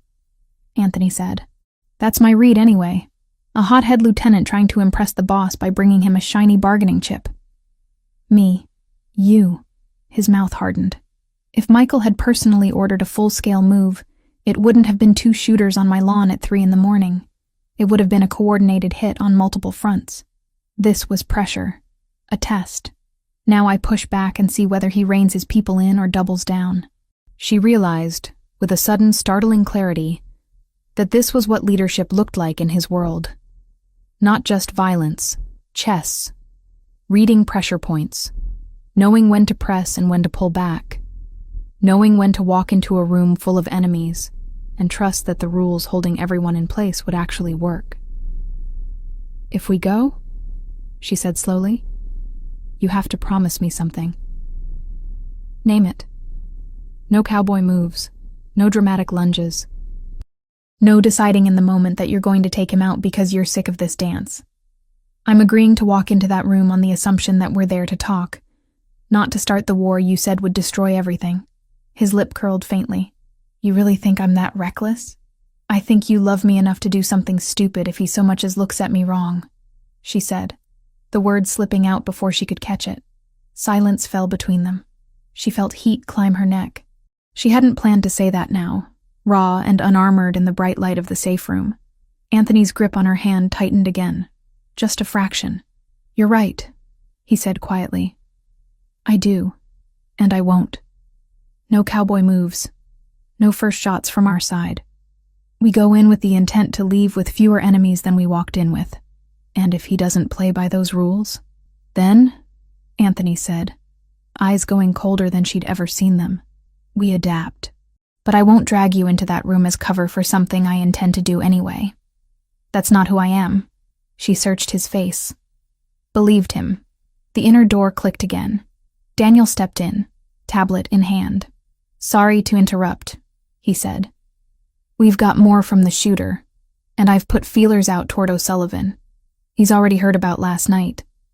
Word is he's not pleased. Not pleased it failed? Sophia asked before she could stop herself. Not pleased it happened, Daniel answered, surprising her. A stunt like that without his clear approval makes him look like he can't control his own house. That's bad for a man like him. Bad for business. Anthony's mouth twitched in something that wasn't quite a smile. So he has a mess to clean up, same as I do. Exactly, Daniel said. He's more likely to sit down now, if only to make sure no one else under him gets creative. Good. Anthony rose, all business again. Reach out. Tell him I want to meet. Today. Neutral ground. Daniel nodded. And Miss Grant? She comes, Anthony said. Daniel's eyes flicked to Sophia, gauging her reaction. You're sure? No, she said honestly, but I'm coming anyway. A brief glint of respect crossed Daniel's face. Understood. I'll pick a place with good sightlines and bad cell service. When Daniel left again, Anthony turned back to her. We have a few hours before anything happens. Try to rest if you can. Eat. Shower. We'll move you to an interior room to change. No windows. No more windows for me, she said weakly. Not for a while, he agreed. Interior walls only. She let him help her stand. Her legs felt unsteady, but they held, as they stepped out of the safe room into his office. The house felt different. Less like a fortress, more like a held breath. Upstairs, somewhere behind plaster and paint, her old room sat in ruins, bullet holes in the walls and shattered glass ground into the rug. Ahead of her, a future that now included walking into a private negotiation with a man whose people had tried to steal her from her bed. Between those two realities walked Anthony, one step ahead, his bandaged arm hanging at his side, his shoulders squared. Sophia followed, heart pounding, fully aware that there was no such thing as being half in this life anymore. He didn't kiss her in the car. The entire ride back from the restaurant, Sophia felt the words he'd said replaying in her chest, heavy and impossible to ignore. In the private room with Michael O'Sullivan, under too bright lights and too many eyes, Anthony had said it like an undeniable fact, that he loved her, that she wasn't leverage, that touching her would be treated as an act of war. He had looked at her as he said it, not at his rival, like he needed her to hear it just as clearly as Michael did. But in the SUV inching through late-night Manhattan traffic, he kept his hands to himself. Daniel drove, focused on the road. 2 other security cars flanked them, one in front, one behind. The city outside the tinted windows pulsed with its usual energy. Neon signs, late-night diners, people weaving between cabs. Inside the vehicle, it was quiet, insulated. Anthony sat beside her in the back seat, shoulders relaxed, but eyes alert. Every now and then, his gaze flicked to the rearview mirror, checking the cars behind them, the sidewalks, the intersections. His jaw was set in that familiar line that meant his mind was still working, still turning over angles and outcomes. Sophia stared at her hands in her lap, at the way her fingers twisted together. She could still feel the faint impression of the restaurant chair under her palms, the weight of the room's attention when she'd walked in with him. She could hear Michael's accented voice, cold and assessing, as he'd apologized for a foolish subordinate over a glass of expensive whiskey. They had survived it. No one had raised a weapon. No one had made a sudden move. The truce had held. Now came the part that scared her in a different way. At a red light, Anthony finally looked directly at her. "You okay?" It was a simple question, and she could have answered it with a lie, and they both would have recognized it. Instead, she said, "Ask me again in the morning." He inclined his head. "Fair." She studied his profile for a moment. The set of his mouth was thoughtful rather than tense now. The fury he'd carried into the meeting had cooled into something quieter, resolved rather than explosive. "You meant it," she said softly. "What you said in there." His gaze came back to her, focused and unguarded. "Yes." "You told him you love me." The word still felt fragile in her mouth, like something that could shatter if handled too carelessly. "You told your rival that the woman he tried to use against you is the person you're in love with." "Yes," he said again, like there was no other possible answer. "And you said it for him to hear it," she went on, forcing herself not to look away. "But you also said it for me, didn't you? For both of you," he admitted. Michael needed to understand what he was dealing with. "And you—" His fingers flexed once on his thigh. "You deserve to hear it somewhere other than in the middle of a crisis bunker or shouted over gunfire." She let out a shaky breath that was almost a laugh. "You're not very good at timing." "I'm learning," he said dryly. The light changed. The SUV moved forward. Sophia watched their reflections slide along the dark glass of a storefront. A man and a woman sitting with too much space between them, both pretending to be calm. "When we get home," Anthony said after a moment, "we're going to have one conversation, before we talk about anything else. Before I get dragged into calls and debriefs and security briefings." "One conversation," she repeated. "About what?" "About everything," he said. "About what you want. About whether you're still in this. About what this even is." His mouth twisted. "That deserves to happen without Michael O'Sullivan watching me like a hawk from across a table." Her heart did a strange, complicated thing. Okay. The mansion was quieter than she'd ever seen it when they pulled through the gates. Security was visible now in a way it hadn't been before. Men at the perimeter, more cameras, subtle changes in how vehicles were checked as they entered. It felt less like a home and more like a command center that happened to have marble floors. Daniel pulled up under the covered entrance and put the SUV in park. "We're clear," he said, glancing back. "No tails." "Good," Anthony answered. "Get some sleep. We'll debrief in the morning." Daniel's gaze flicked to Sophia. A brief, respectful nod. "You did well in there," he said. "Most people without training wouldn't have lasted 5 minutes at that table." "Thank you," she said, meaning it. Inside, the house swallowed them with warmth and soft lighting. It smelled like whatever Lucia had been cooking earlier, faint traces of garlic and tomato and something sweet.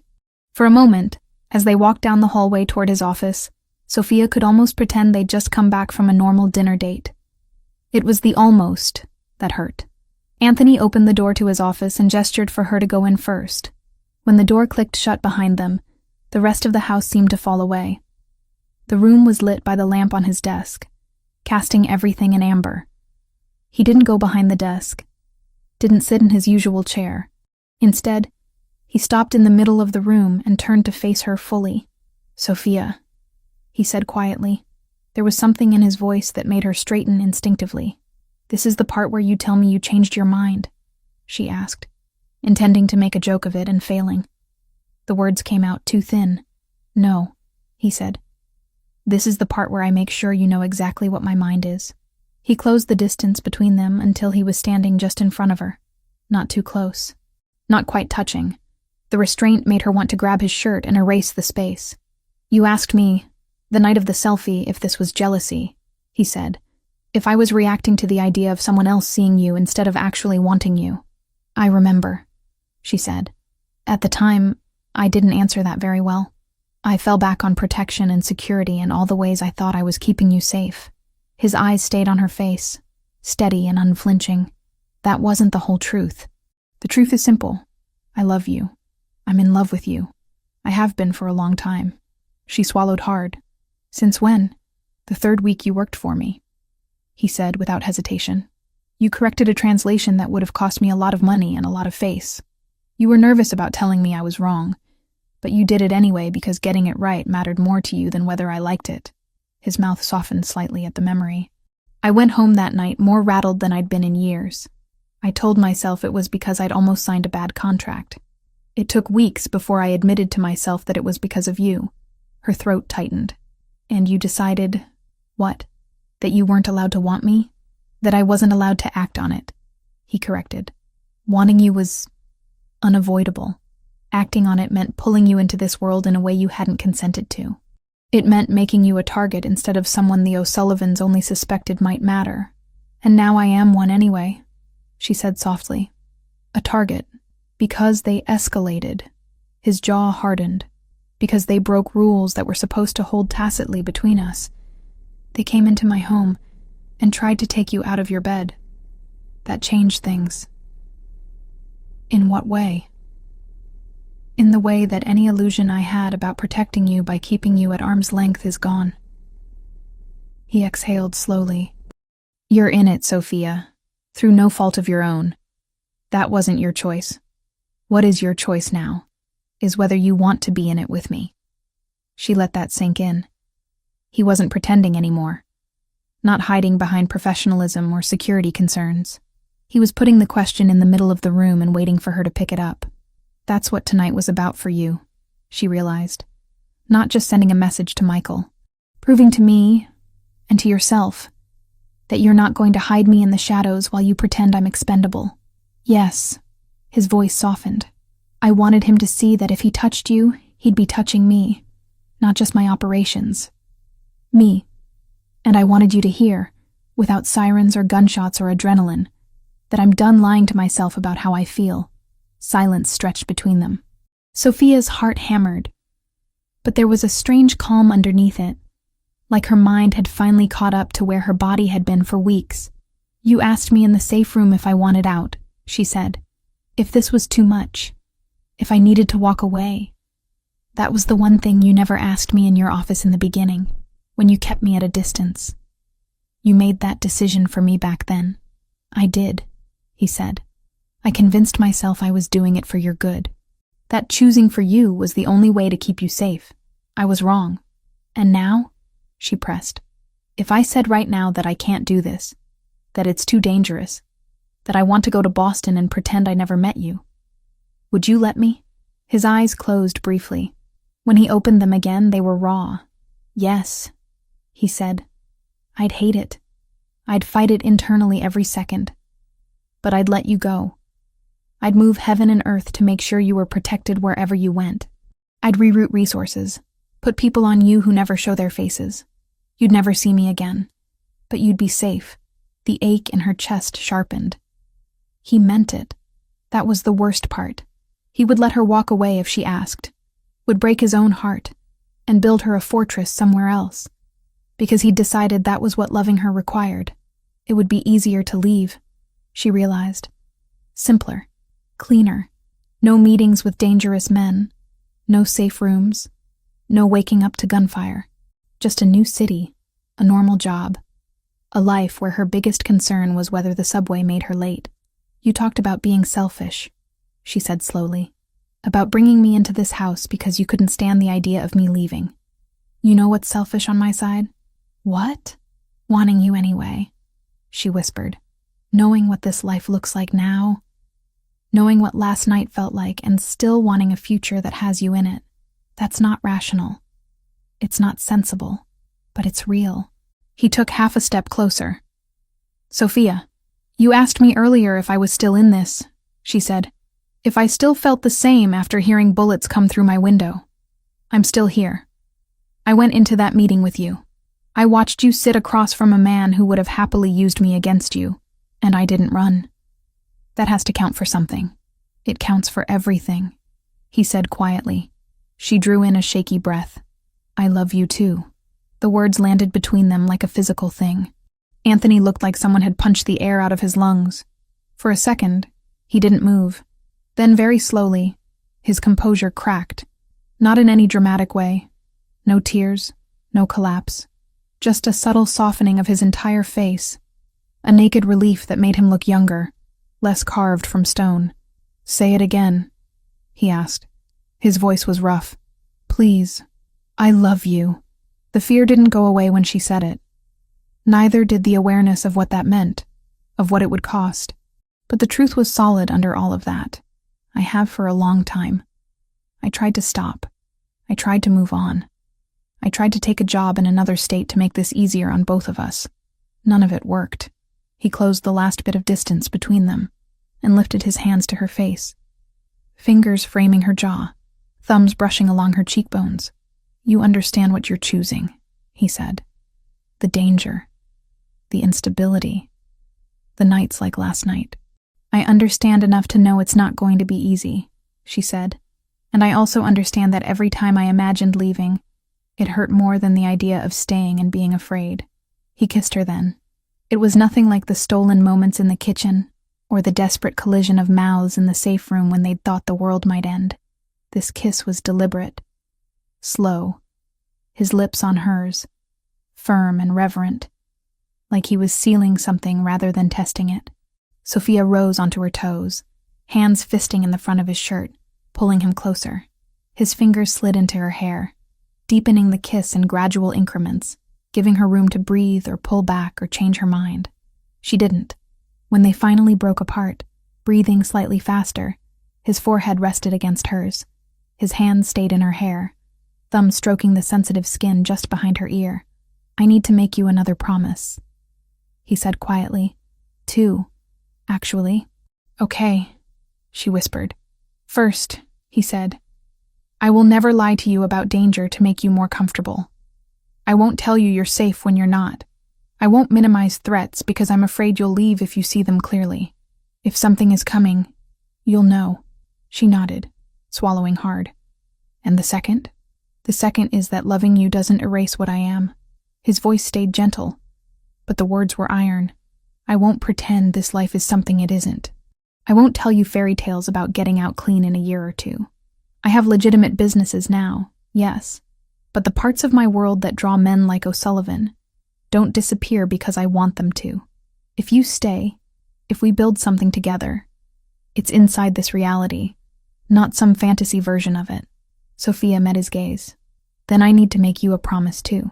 He waited. I won't punish you for what you can't change, she said. I won't pretend I didn't know what I was signing up for, and then hold it over your head every time something scares me. She drew in a breath. But I also won't stop calling you out if you hide behind that's how it is to avoid doing better where you can. His mouth curved slowly. You're going to be trouble. You knew that when you fell for me fixing your translations. She shot back.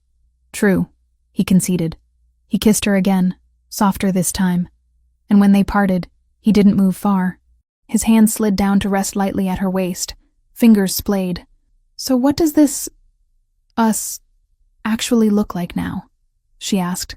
Day to day. Messy, he said honestly. There will be days when it feels normal. Breakfast in the kitchen, you working on translations, me yelling at contractors. There will be days when the phone rings and I have to leave in the middle of dinner.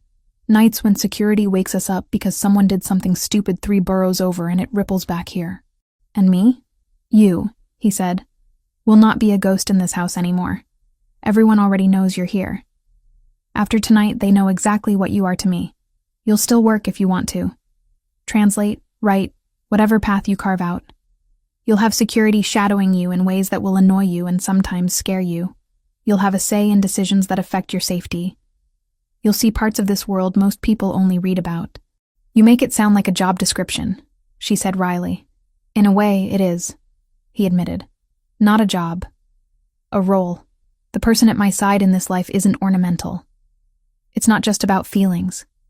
It's about trust, about judgment, about being willing to tell me when I'm being an idiot.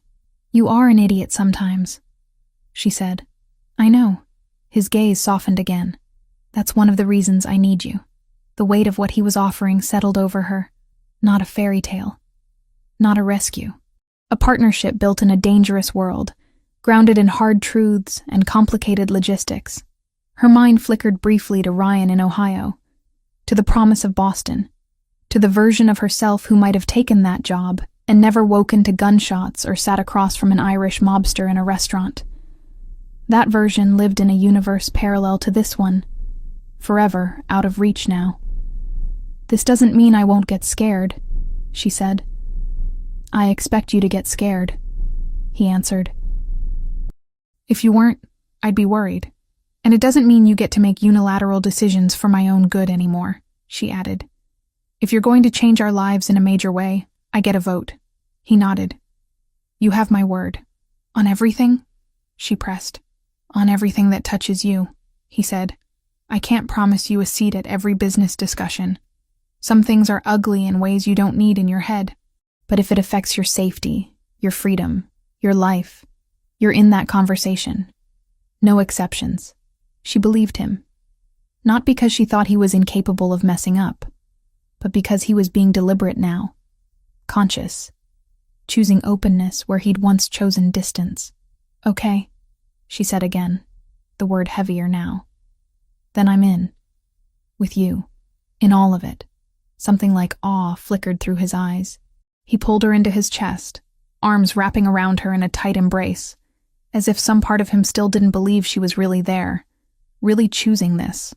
She pressed her face against his shoulder, inhaled the familiar mix of soap and cologne, and something uniquely him. They stood like that for a long time, the outside world pressing against the windows, while inside the office the axis of her life shifted and settled.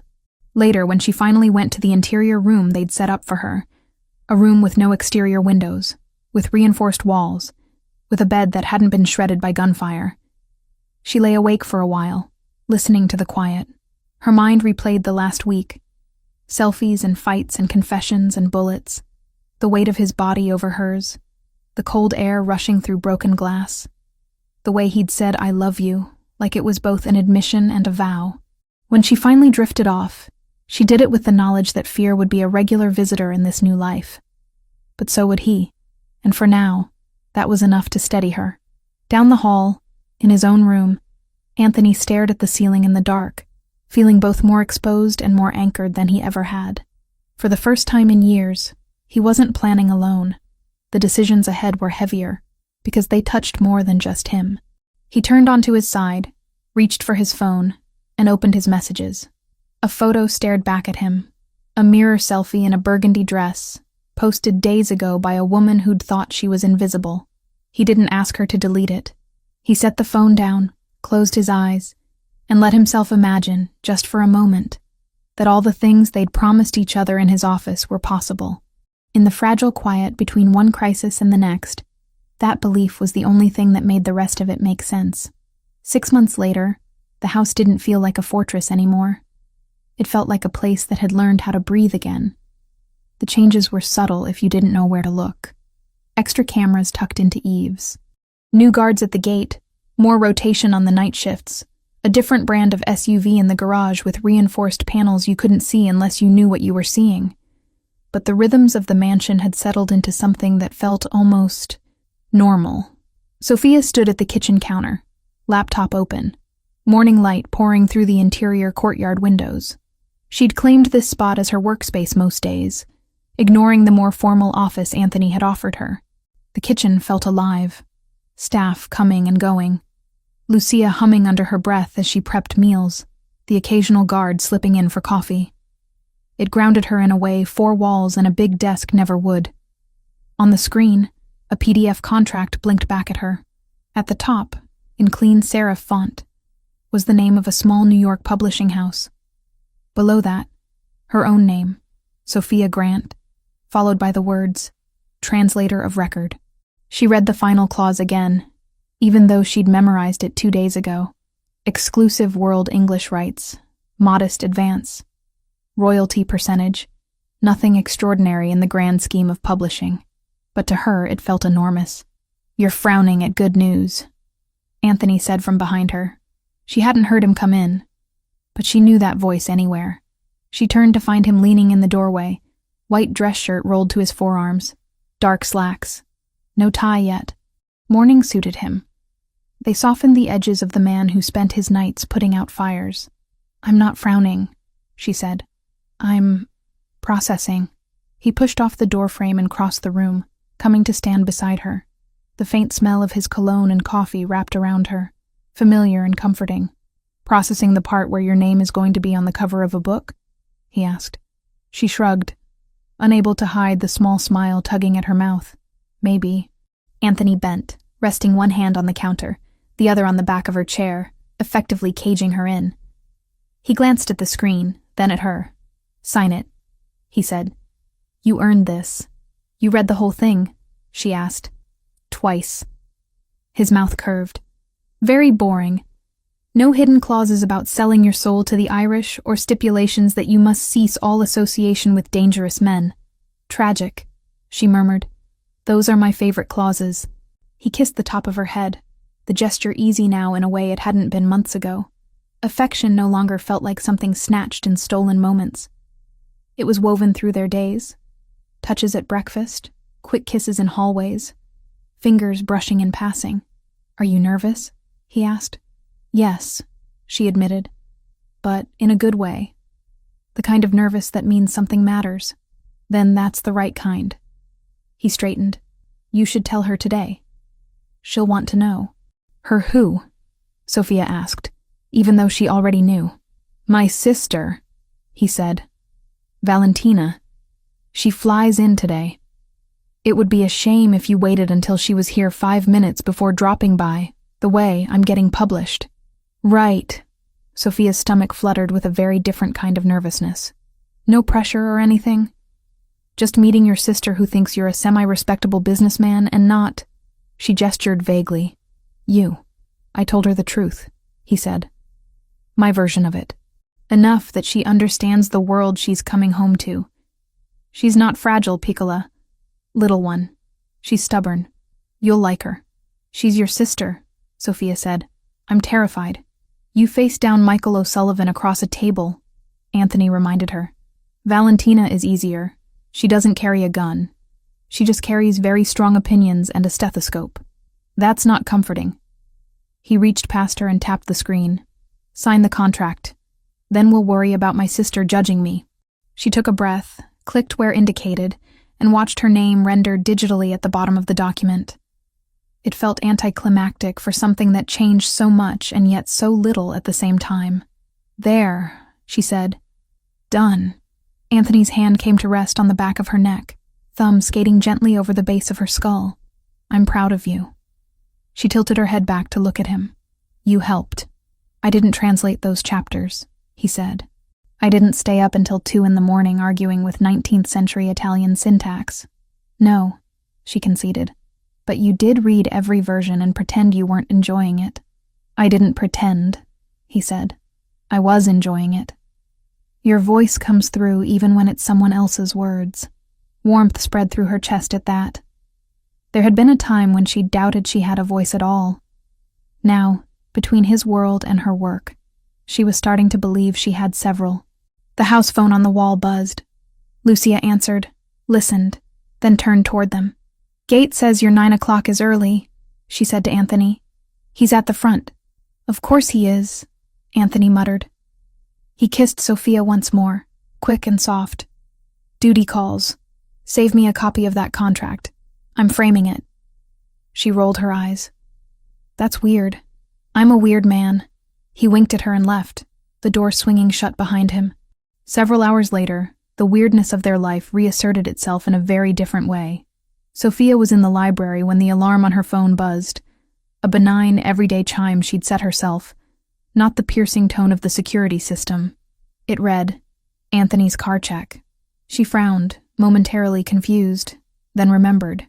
2 weeks ago, after a particularly unsettling briefing about improvised explosives being used in Europe, Daniel had suggested randomizing vehicle checks before Anthony left the compound. Not because there'd been a specific threat, but because it's what smart people do when dumb people get creative. The randomness was key. Different days, different times, different cars. Today apparently had come up. Sophia closed her book, Italian poetry this time, for fun rather than work, and headed toward the garage level. She passed 2 guards who nodded respectfully, their presence so common now it barely registered. 6 months ago, knowing there were armed men in every hallway would have set her on edge. Now, it was just Tuesday. The garage was cool, and smelled faintly of motor oil and new tires. Anthony stood near the black sedan he used for most of his city appointments. Jacket off, sleeves rolled. He and Daniel were in tight conversation, their posture taut. "What's going on?" Sophia asked, slowing her steps. Both men looked up at her. Daniel's expression was a controlled blank. Anthony's was not.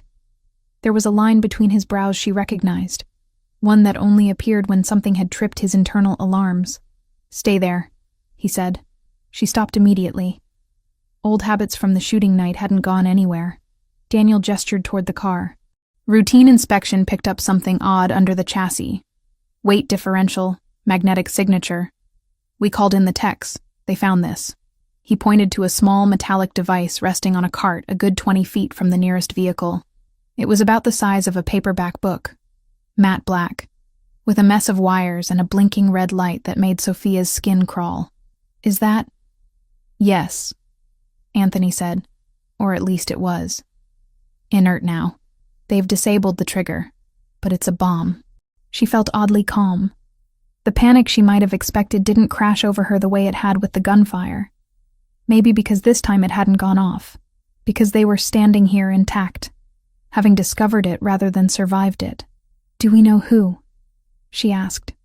"Not yet," Daniel said, "but we will. There aren't many groups with both the nerve and the know-how to plant that under your car on this property." "The O'Sullivans?" Sophia asked. "Unlikely," Anthony said. "We have an agreement. This is the kind of sloppiness Michael can't afford. If he wanted to break the truce, it wouldn't be like this." Sophia thought of the names she'd learned over the past months, the organizations that floated at the edges of their world. Russians, Albanians, cartels, people whose operations intersected with Anthony's in complicated webs of territory and money. "So someone else wants your attention," she said. "They didn't get the memo that you're busy keeping an Irish truce." "Everyone wants attention," Anthony muttered. "Some just ask for it with bombs instead of meetings." "Boss," Daniel cut in, "they're sweeping the rest of the fleet. We'll have an answer on whether this was a one-off or a more enthusiastic installation soon. For now, we're locking down vehicle movement." "Do it," Anthony said. He looked back at Sophia. "You're not leaving the property until I say otherwise." She lifted an eyebrow. "Because of that?" "Yes. What if I promised to wear a helmet?" His mouth twitched unwillingly. "Not funny. Little bit funny." He closed the distance between them in 3 long strides. "Sophia." She sobered. "Okay. I won't argue. I like not exploding. It's become a new hobby." Daniel made a choked sound that might have been a laugh. "I'll let you know when we have something concrete," he said, then moved away, already barking orders into his radio. Anthony took her hand, fingers sliding between hers. They walked back up to the main floor together, leaving the cool garage and its ugly discovery behind. "You're not freaked out," he observed as they reached the hallway. "I am," she said, "but it's a different flavor than last time. Less blindsided." "You're getting used to this," he said quietly. "I'm getting better at existing with it," she corrected. "There's a difference. I don't think you ever really get used to people trying to blow you up." "No," he agreed. "You don't." They ended up in the small sitting room off the library, one of the cozier spaces in the house, with deep chairs and shelves of books that looked actually read rather than curated. Sophia curled into an armchair. Anthony sat in the one opposite, elbows on his knees, hands steepled. "So," she said after a minute. "Car bomb." "So," he echoed.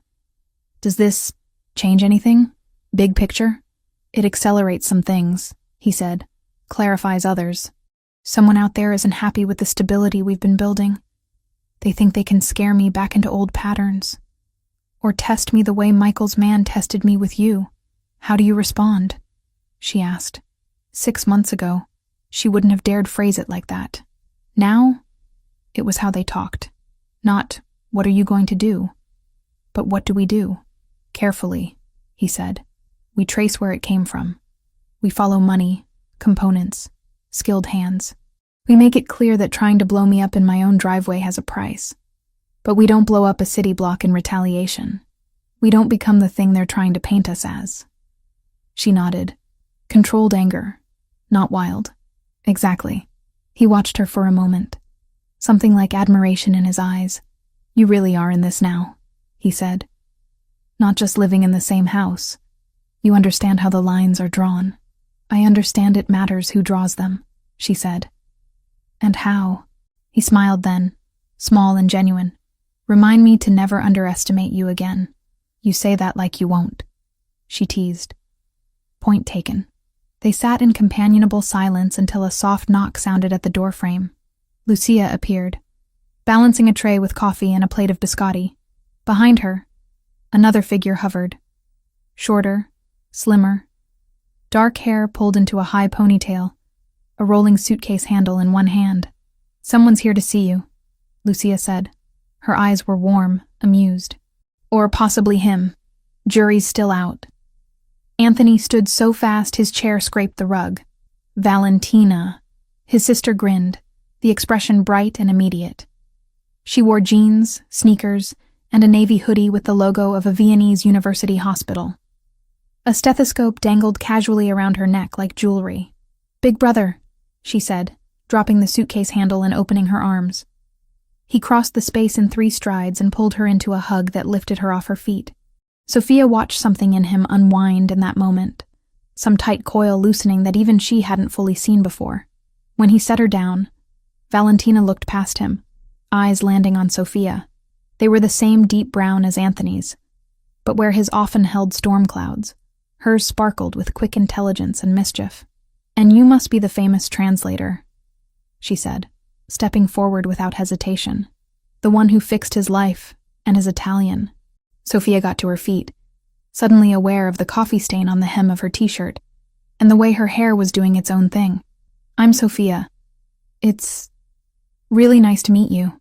Valentina's smile turned softer. He's different when he talks about you, she said bluntly. In a good way. Less concrete, more human. Please stop talking, Anthony muttered.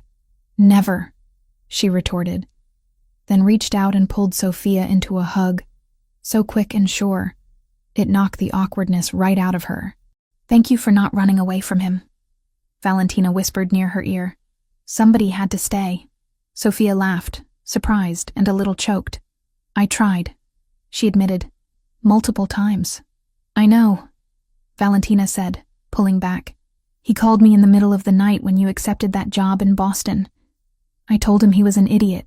You did, Anthony said. Repeatedly, Valentina stepped back and took them both in with a doctor's assessing eye. You look good, she pronounced. Both of you. Slightly haunted, but good. Car talk can wait, Anthony cut in lightly. You just got off a 9-hour flight. Sit.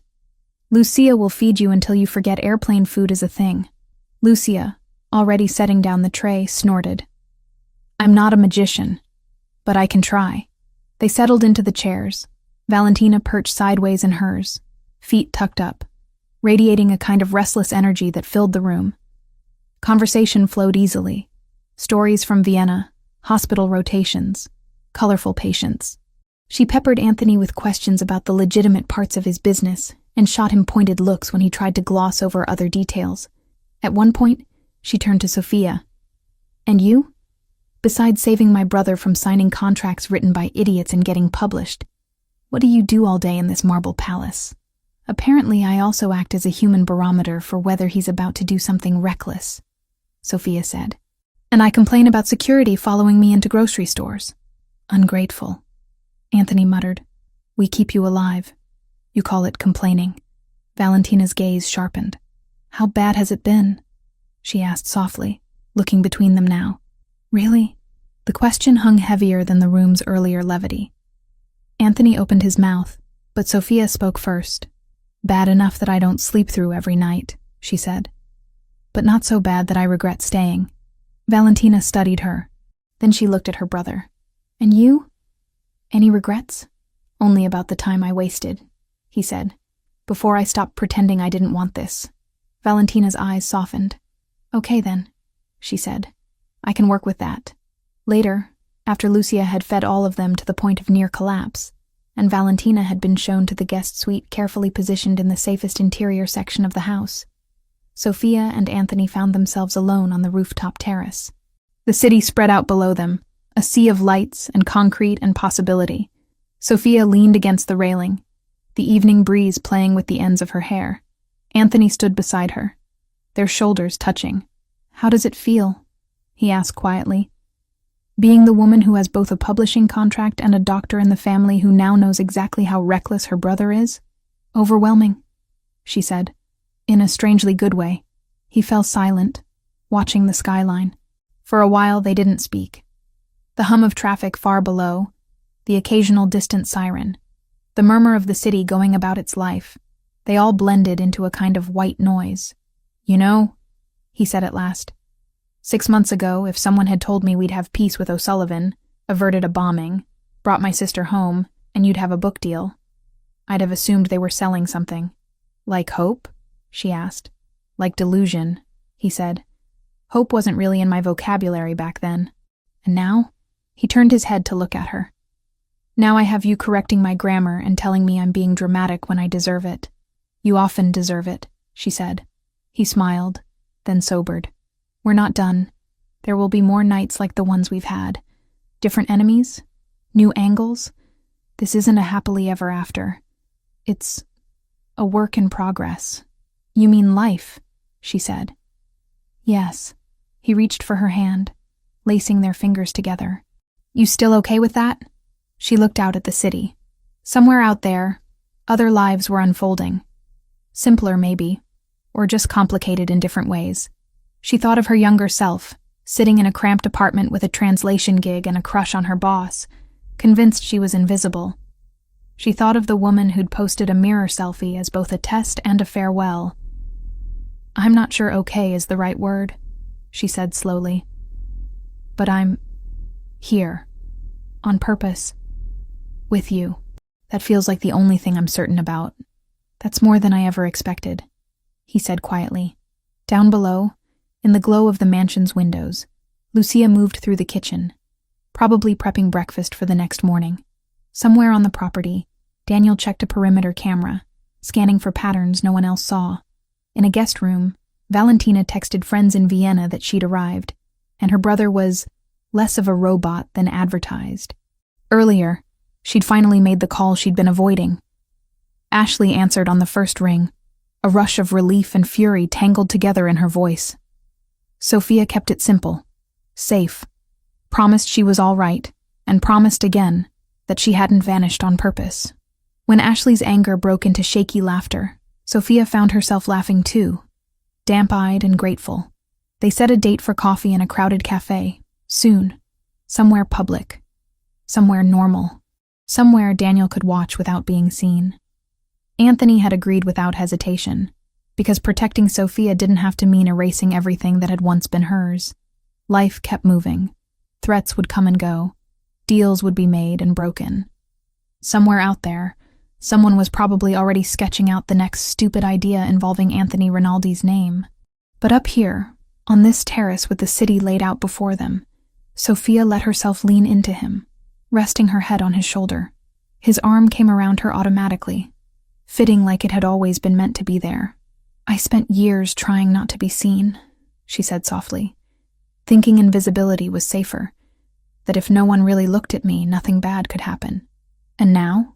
He asked. Now I know that being invisible isn't the same thing as being safe, she said. It's just empty. This is terrifying, but it's also real.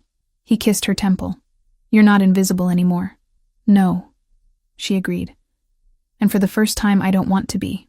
They stood there until the air grew colder, and the city lights blurred at the edges of her vision from fatigue. Eventually, they went back inside, closing the terrace door gently behind them. The world outside would always be dangerous, unpredictable, messy. Their life together would never be neat. But as Sophia walked down the hallway, passing the room where her first bullet-scarred suite had once been, and the safe room that had become both prison and refuge, she realized something simple and startling. She wasn't surviving his world anymore. She was living in it.